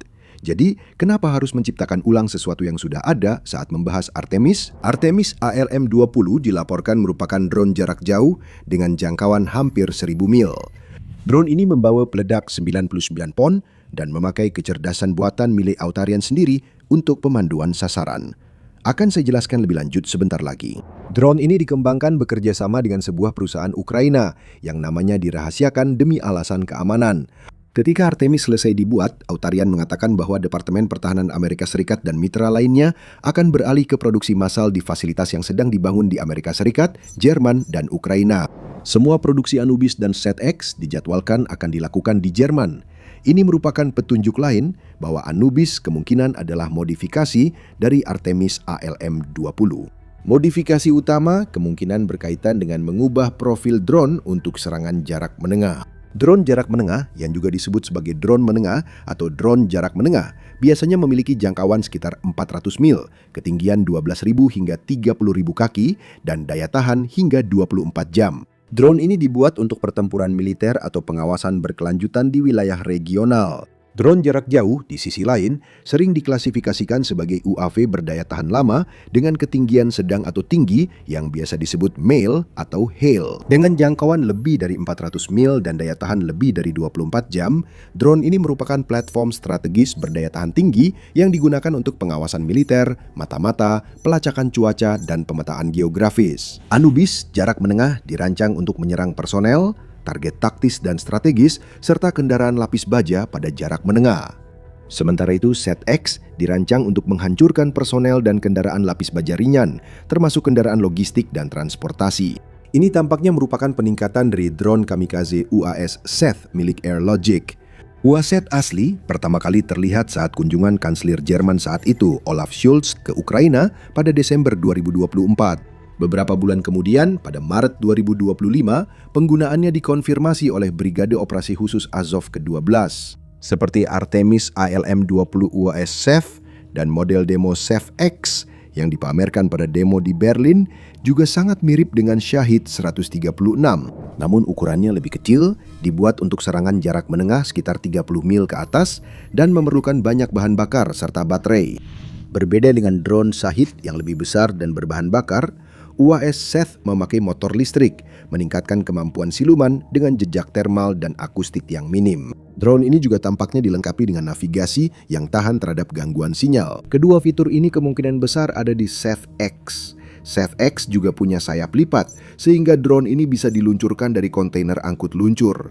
Karakteristik pastinya belum diumumkan, tetapi karena drone ini dipromosikan sebagai drone jarak pendek, kemungkinan telah dikonfigurasi ulang untuk memiliki jangkauan efektif ratusan mil, berbeda dengan puluhan mil yang ditawarkan oleh UAS Seth jarak pendek murni. Namun yang membuat drone-drone ini menonjol dibandingkan banyak drone lain di bidangnya saat ini adalah otomatisasi mereka yang sangat canggih berkat perangkat lunak khusus dari Autarian. Kedua drone akan beroperasi dengan kemampuan AI yang canggih, terutama didukung oleh Autarian Software Stack, termasuk sistem operasi Autarian OS, komputer penerbangan Skynote, dan perangkat lunak koordinasi Swarm Nemex. Hal itu menunjukkan adanya perubahan signifikan dalam kemampuan serangan Ukraina, sebuah peningkatan dari intelijen medan perang menjadi respons kinetik otonom.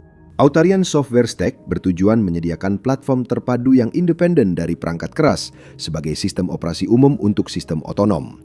Platform ini dirancang untuk mendukung kendaraan di domain udara, darat, dan laut, memungkinkan ekosistem terbuka di mana perangkat keras dari berbagai produsen dapat beroperasi bersama secara mulus.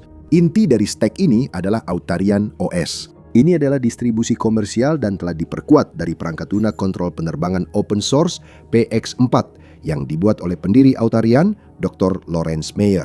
Autarian OS berfungsi sebagai tulang punggung perangkat lunak yang berjalan pada komputer onboard kendaraan seperti Anubis atau Seth X, mengelola semua fungsi inti mulai dari kontrol penerbangan hingga pelaksanaan misi. Bagian selanjutnya dari stack adalah Skynode, perangkat keras yang dirancang untuk menjalankan Autarian OS. Unit-unit ini menggabungkan flight controller untuk operasi waktu nyata dengan komputer misi onboard untuk menangani tugas-tugas tingkat tinggi seperti AI, visi komputer, dan komunikasi tingkat lanjut. Skynode berfungsi sebagai modul avionik serba ada yang dapat diintegrasikan oleh produsen ke dalam desain kendaraan mereka. Perangkat keras ini hadir dalam 3 model, Skynode S untuk sistem terintegrasi kecil seperti drone FPV, Skynode X untuk beban kerja menengah, dan Skynode N untuk beban kerja berat AI. Versi yang paling mungkin diintegrasikan ke dalam Anubis adalah Skynode X atau N, sedangkan Sep X kemungkinan akan menggunakan Skynode S sesuai dengan perannya sebagai drone taktis yang lebih kecil. Konfigurasi X menawarkan konektivitas yang luas, sensor redundant, dan switch Ethernet terintegrasi untuk radio taktis. Yang menyatukan OS dan perangkat keras adalah rangkaian produk perangkat lunak yang menyediakan antarmuka bagi operator dan pengembang untuk mengendalikan kendaraan, mengelola armada, dan memperluas kemampuan. Itu mencakup Autarian Mission Control, perangkat lunak stasiun kendali darat untuk perencanaan misi, pengendalian penerbangan, dan pemantauan kendaraan real-time. Rangkaian Autarian melengkapinya, menyediakan alat berbasis cloud untuk mengelola pencatatan penerbangan, pelaporan kepatuhan, dan pemantauan jarak jauh armada kendaraan otonom. Autarian juga menawarkan toko aplikasi, sebuah pasar aplikasi pihak pertama dan pihak ketiga yang berjalan di Autarian OS. Aplikasi-aplikasi ini menyediakan kemampuan khusus, termasuk panduan FPV-TGT untuk serangan terminal, aplikasi swarming untuk penerbangan terkoordinasi, dan aplikasi Oxy untuk navigasi serta lingkungan tanpa GPS. Namun, perangkat lunak Autarian yang paling menarik atau paling menakutkan bagi Putin adalah Nemix miliknya, yaitu Nemesis, dewi pembalasan dalam mitologi Yunani. Nemix adalah kemampuan perangkat lunak berbasis AI yang memungkinkan kawanan drone otonom terkoordinasi. Perangkat lunak ini menggunakan AI waktu nyata dan visi komputer untuk memungkinkan drone beroperasi sebagai kawanan yang terkoordinasi, sehingga satu operator dapat mengendalikan beberapa drone untuk misi saturasi area dan penyerangan multi-target secara bersamaan. Meskipun belum jelas komponen mana dari Autarian Stack yang akan diterapkan pada drone Anubis dan Cetex, fakta bahwa kemampuan kawanan akan disertakan dalam drone tersebut, terutama pada Cevex yang lebih ringkas, sangat menunjukkan bahwa Nemix akan menjadi komponen inti. Jika Anda ingin pelaporan dan analisis militer mendalam, berlanggananlah The Military Show. Kami mengupas cerita-cerita dan implikasinya agar Anda bisa tetap mengikuti perkembangan terbaru tentang apa yang sebenarnya terjadi di dunia peperangan. Sekarang, dengan dimasukkannya perangkat lunak canggih berkemampuan AI dari Autarian, Anubis dan CFX menawarkan navigasi yang sangat otonom, deteksi target, dan penyerangan. Drone-drone ini seharusnya bisa menavigasi dan memilih target secara otonom dengan minim intervensi manusia. Mereka akan bekerja di lingkungan yang penuh gangguan sinyal GPS dengan menggunakan AI untuk navigasi dan pelaksanaan misi, bahkan ketika sambungan komunikasi terganggu atau terputus. Bagi Ukraina, kemampuan ini memungkinkan drone melakukan serangan presisi terhadap target statis maupun bergerak sambil meminimalkan kerusakan kolateral dan beban kerja operator. Dan itu bisa menjadi titik balik. Seperti yang banyak didokumentasikan, kesulitan utama Ukraina dalam perang adalah masalah personel. Populasi Ukraina sekitar 3,5 kali lebih kecil dibandingkan Rusia pada awal invasi skala penuh tahun 2022 dan telah menyusut lebih jauh dari sekitar 52.000 juta saat merdeka pada tahun 1991. Diperkirakan sekitar 39,5 juta jiwa saat ini. Hal itu berarti Rusia memiliki keunggulan signifikan dalam jumlah personel di garis depan, terutama pada garis depan yang membentang panjang di Ukraina Timur dan Selatan. Rusia mampu menggunakan taktik menyerang di banyak area secara bersamaan, memaksa Ukraina untuk membagi pasukan mereka yang lebih sedikit sehingga menciptakan celah yang bisa dimanfaatkan oleh Rusia. Penggunaan massal drone oleh Ukraina di garis depan telah memangkas keunggulan itu secara signifikan. Sekarang, kemampuan Ukraina untuk meluncurkan drone yang dioperasikan secara otonom yang dapat menavigasi sendiri dan menemukan target mereka sendiri mungkin bisa mengubah kelemahan menjadi keunggulan. Hal serupa berlaku untuk serangan jarak jauh Ukraina ke Rusia. Seperti disebutkan sebelumnya, serangan ini makin meningkat dalam hal jangkauan, jumlah, dan efektivitas. Dan itu terjadi sebelum diperkenalkannya secara luas ribuan kawanan drone bertenaga AI yang sebagian besar otonom. Tidak heran jika Putin dan lingkup militer Rusia yang lebih luas menjadi panik. Intel Slava, salah satu saluran blogger militer Rusia terkemuka, juga menyampaikan kekhawatiran serupa dalam beberapa postingan terbarunya di Telegram. Setelah rekaman kebakaran besar akibat serangan drone Ukraina di kilang minyak Tuapseir, saluran tersebut menyoroti meningkatnya tekanan serangan ini terhadap pertahanan udara Rusia.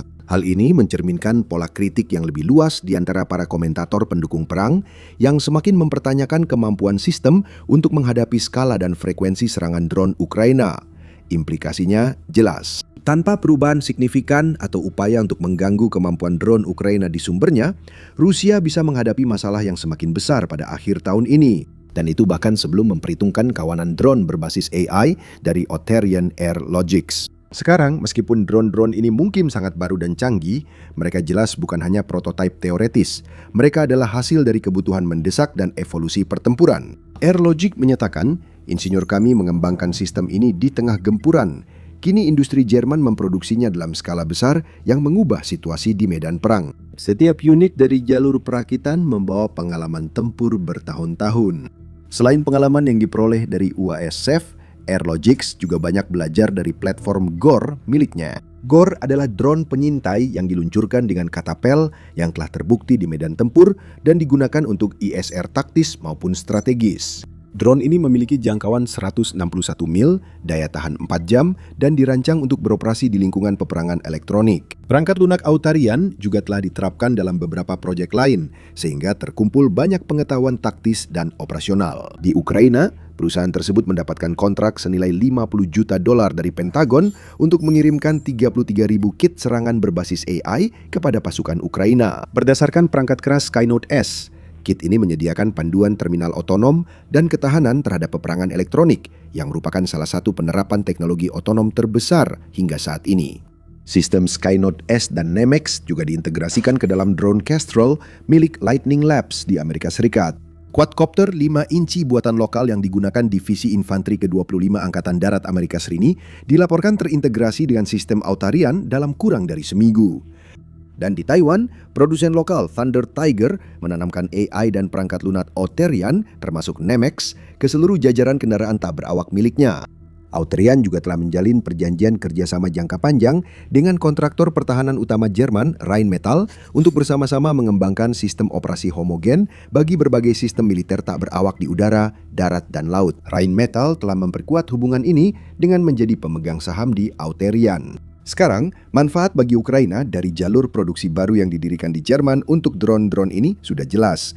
Ribuan drone canggih berbasis AI yang terus berdatangan, mampu bernavigasi secara otonom, menargetkan, bahkan melakukan serangan berkelompok, seharusnya dapat meningkatkan kemampuan dan efektivitas serangan jarak jauh Ukraina secara dramatis.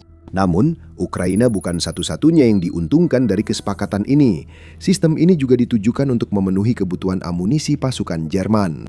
Jika mereka berhasil dikerahkan di Ukraina, kemungkinan besar kita akan melihat lebih banyak militer memesan Anubis dan Set ke depannya. Namun ada elemen penting lain dalam cerita ini yang mungkin lebih membuat Putin khawatir dibandingkan drone otonom, yaitu kesepakatan produksi drone. Dikoordinasikan oleh Kementerian Pertahanan Federal Jerman, ini menandai pergeseran dari bantuan taktis ke produksi massal, dan bukan di Ukraina, melainkan di Jerman. Untuk memastikan keamanan, stabilitas, dan memenuhi persyaratan ekspor Ukraina, produksi kedua drone tersebut akan sepenuhnya dilakukan di Jerman dengan lisensi ekspor Ukraina. Dan ini bukan hanya sekali, ini adalah sebuah tren. Pada 15 April, perusahaan pertahanan Ukraina dan Jerman menandatangani 6 perjanjian di bawah inisiatif Build with Ukraine. Diumumkan pada Juni 2025 oleh Presiden Volodymyr Zelensky, program ini bertujuan untuk meningkatkan industri pertahanan Ukraina dengan membangun produksi senjata bersama mitra internasional. Dan upaya-upaya tersebut jelas membuahkan hasil. Menurut pernyataan yang dikeluarkan di Dewan Produsen Senjata Ukraina, 6 perjanjian ini merupakan implementasi praktis dari model Build with Ukraine, di mana solusi Ukraina ditingkatkan skalanya bersama industri Eropa, di lokasi produksi bersama, dan dengan akses ke kemampuan produksi baru.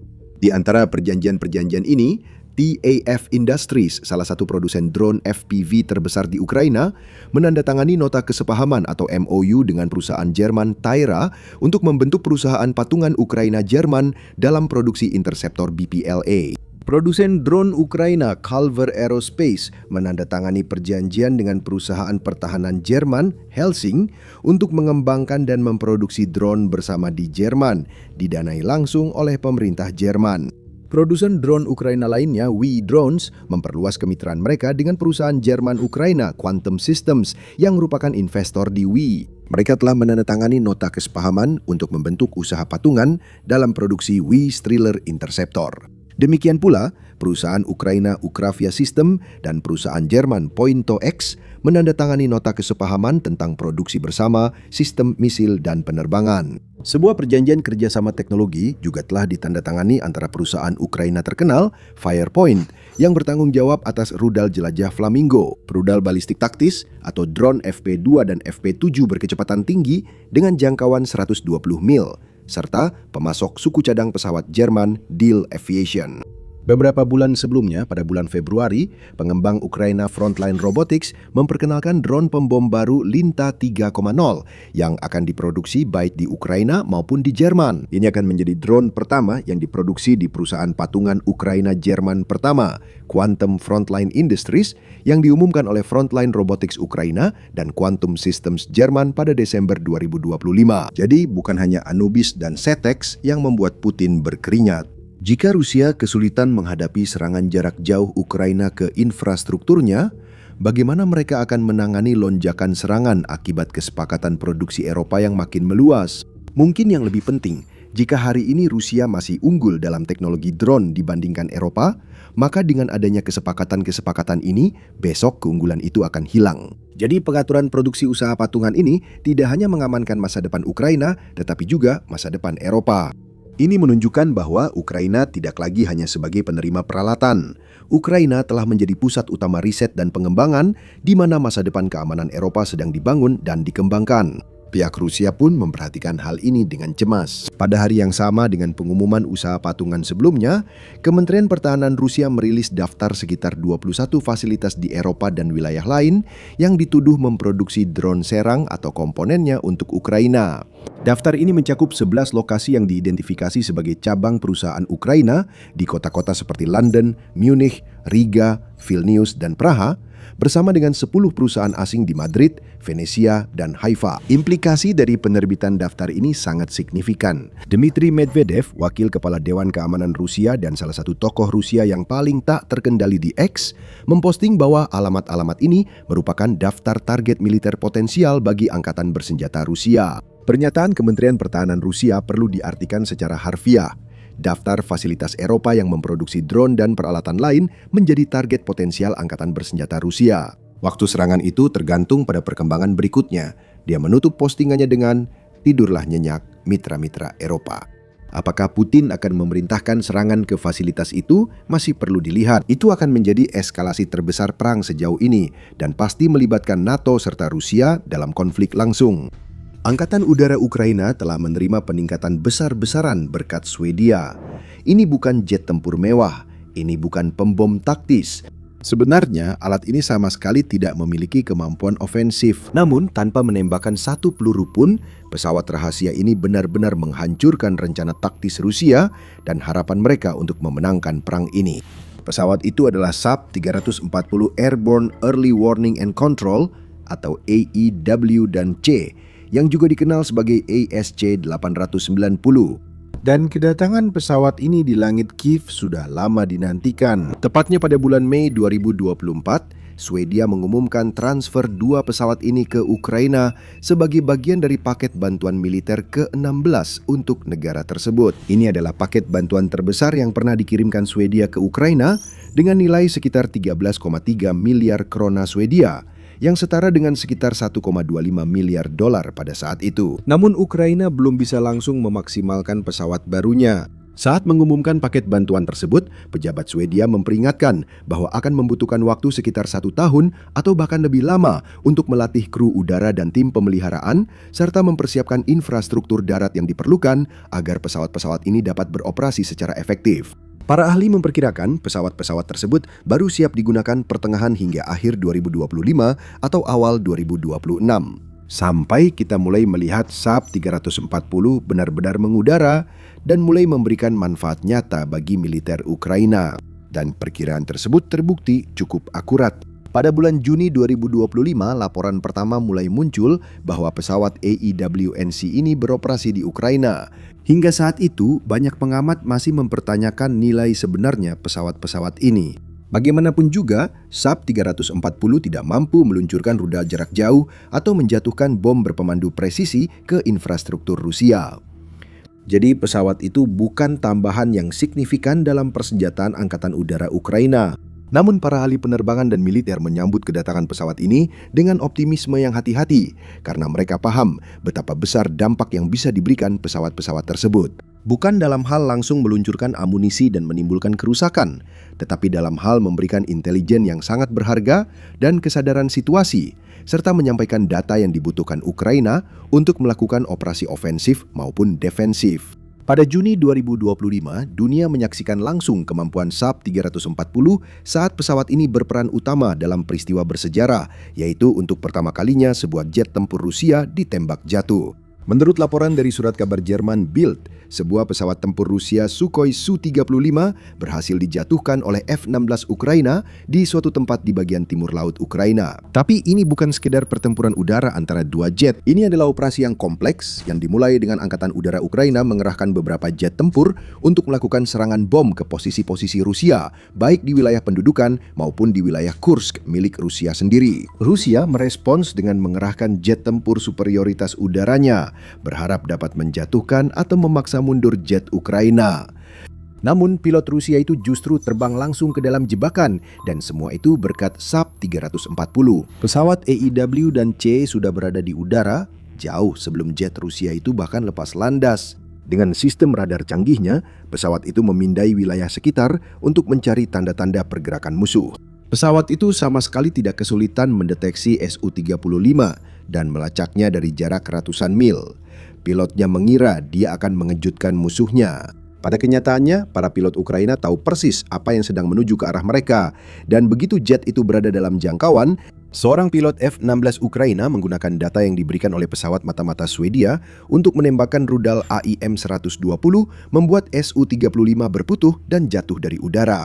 Pilot sempat melontarkan diri, tetapi pesawat jatuh sekitar 10 mil di dalam wilayah Rusia. Sekarang pesawat-pesawat ini diperkirakan bernilai $85 juta dan Kremlin tidak suka kehilangan aset yang begitu berharga. Tapi pesawat tempur generasi 4,5 itu tidak punya peluang melawan SAP 340 yang memantau setiap gerakannya. Setelah insiden ini, para ahli dan analis mengungkapkan antusiasme mereka atas dampak langsung dari pesawat AEW dan C ini. Analis Jake Bro misalnya menulis di X, Rusia kehilangan satu lagi Su-35.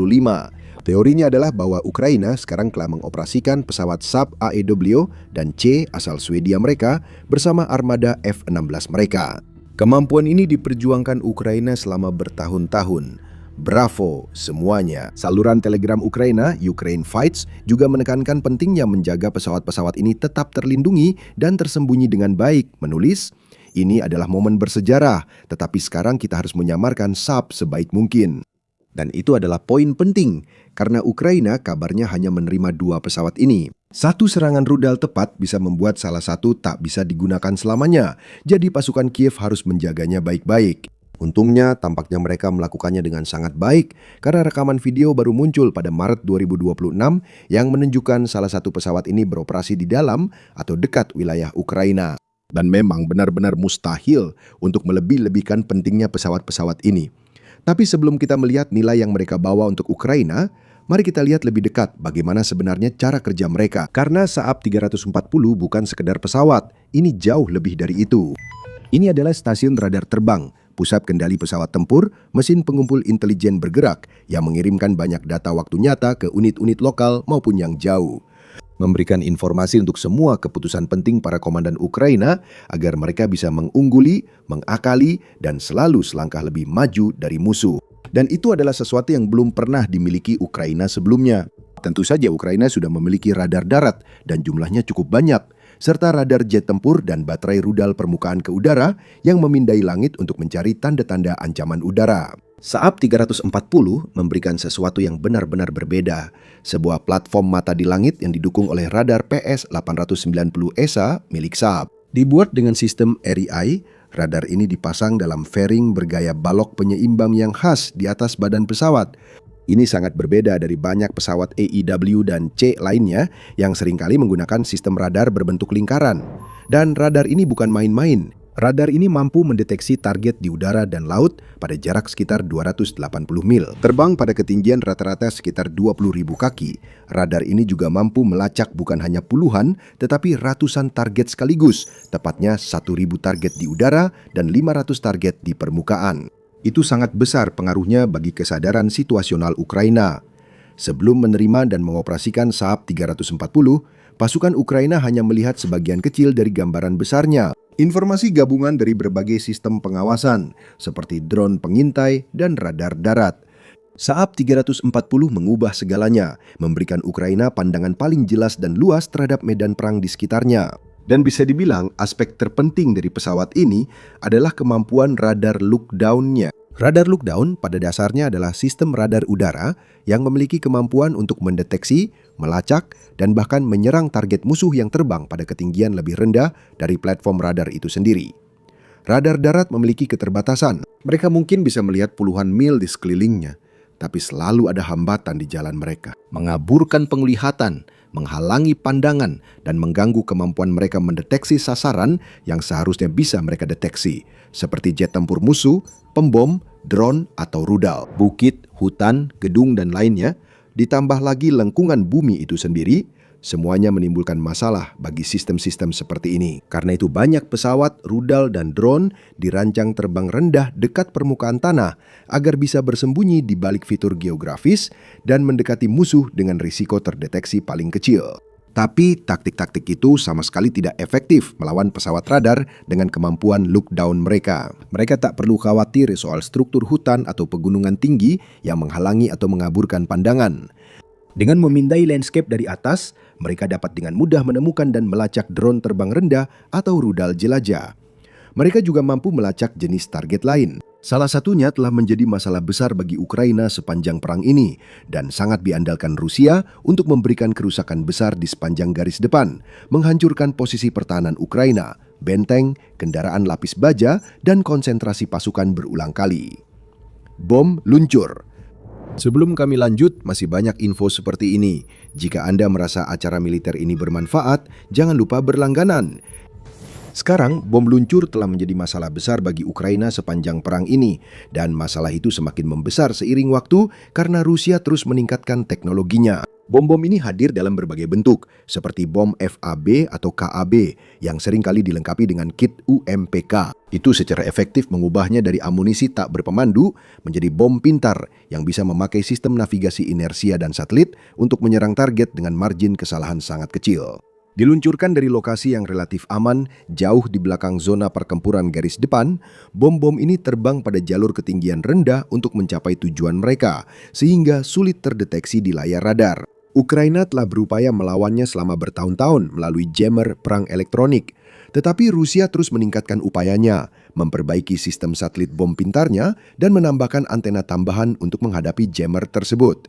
Dan sementara kedua belah pihak terus melakukan duel perang elektronik yang saling berbalas ini, terus-menerus berusaha saling mengungguli, bom-bom Rusia telah menyebabkan kehancuran bagi Ukraina. Meluncur ke lokasi garis depan atau bahkan lebih jauh, ke kota-kota kecil, kota-kota besar, dan simpul pasokan Ukraina, bom-bom itu dapat membawa hulu ledak seberat beberapa ratus hingga beberapa ribu pon, menghancurkan seluruh bangunan dalam sekejap mata. Dan masalah terbesar dengan bom-bom ini adalah bahwa mereka selalu sangat sulit dihentikan begitu sudah diluncurkan. Bagaimana jika Ukraina bisa mencegah peluncuran mereka sejak awal? Jika Ukraina bisa melacak platform peluncur seperti jet Su-34 dan Su-35, lalu memberikan tekanan dengan pesawat tempur mereka sendiri atau baterai SAM, para pilot Rusia tidak akan lagi merasa seaman sebelumnya. Mereka harus mulai meluncurkan bom dari posisi yang kurang menguntungkan, jarak yang lebih jauh, atau yang paling ideal, mereka tidak bisa meluncurkannya sama sekali. Disinilah SAP 340 berperan. Dengan jangkauan yang sangat luas dan kemampuan mendeteksi sasaran di bawah, pesawat AEW dan C ini dapat mendeteksi pembom Rusia dari jarak hampir 300 mil. Pesawat ini memberi informasi lokasi ke pesawat tempur dan platform rudal Ukraina sehingga mereka bisa mencegatnya. Ini kesadaran situasional tingkat lanjut meski belum sempurna. Seperti disebutkan, Ukraina hanya punya 2 pesawat seperti ini. Bahkan dengan jangkauan radar yang luas, 2 pesawat saja tidak cukup untuk memberikan cakupan yang terus-menerus dan menyeluruh di negara yang luasnya lebih dari 233.000 mil persegi. Ukraina juga tidak akan mengambil risiko yang tidak perlu dengan pesawat-pesawat ini karena kelangkaan dan nilainya. Pasukan mereka kemungkinan besar mengoperasikan pesawat ini di bagian paling barat negara itu, memindahkannya antar pangkalan udara secara rutin demi mengurangi resiko serangan udara Rusia.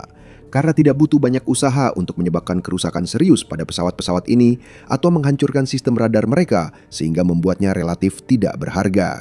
Kita tidak bisa yakin karena militer Ukraina yang bisa dimaklumi tidak akan membagikan secara publik detail tentang bagaimana mereka menggunakan aset-aset penting seperti itu. Namun logikanya, kemungkinan besar mereka selalu menyimpan satu sebagai cadangan, siap diaktifkan saat serangan rudal atau drone intens. Pesawat kedua mungkin melakukan misi terkontrol lebih dekat ke wilayah timur, memungkinkannya berada dalam jangkauan untuk mendeteksi pembom Rusia sebelum mundur ke jarak yang lebih aman jika diperlukan. Bagaimanapun juga, bahkan dengan penggunaan terbatas, pesawat-pesawat ini memberikan dampak. Mereka memberikan Rusia masalah lain untuk dipecahkan, ancaman lain yang harus dipikirkan. Kini, setiap pembom Rusia bersiap menjalankan misi, selalu ada keraguan kecil yang mengganggu benak mereka. Rasa takut bahwa pesawat AEW dan C Ukraina berada di luar sana, terbang di atas posisi mereka, mengawasi gerakan mereka, dan mengirimkan informasi ke unit lain yang siap menghancurkan mereka. Itu penting, karena hal itu akan berdampak pada serangan bom Rusia ke depannya. Meski Kremlin punya banyak tank dan kendaraan lapis baja, mereka tak banyak memiliki jet atau pesawat canggih yang bisa melepaskan bom seperti ini. Setiap pesawat bernilai puluhan juta dolar. Ini aset berharga yang tak bisa Rusia korbankan, sehingga para komandan harus lebih berhati-hati mulai sekarang. Itu berarti memindahkan mereka lebih jauh dari garis depan dan memerintahkan pelepasan bom lebih awal atau di ketinggian lebih rendah, yang akhirnya menurunkan efisiensi dan akurasi amunisi. Hal ini seharusnya meningkatkan peluang Ukraina bertahan di garis depan, menjadi kemenangan besar bagi pasukan Kiev. Namun ada satu kendala potensial lain yang terkait dengan SAP 340 yang patut disebutkan, yaitu masalah Link 16.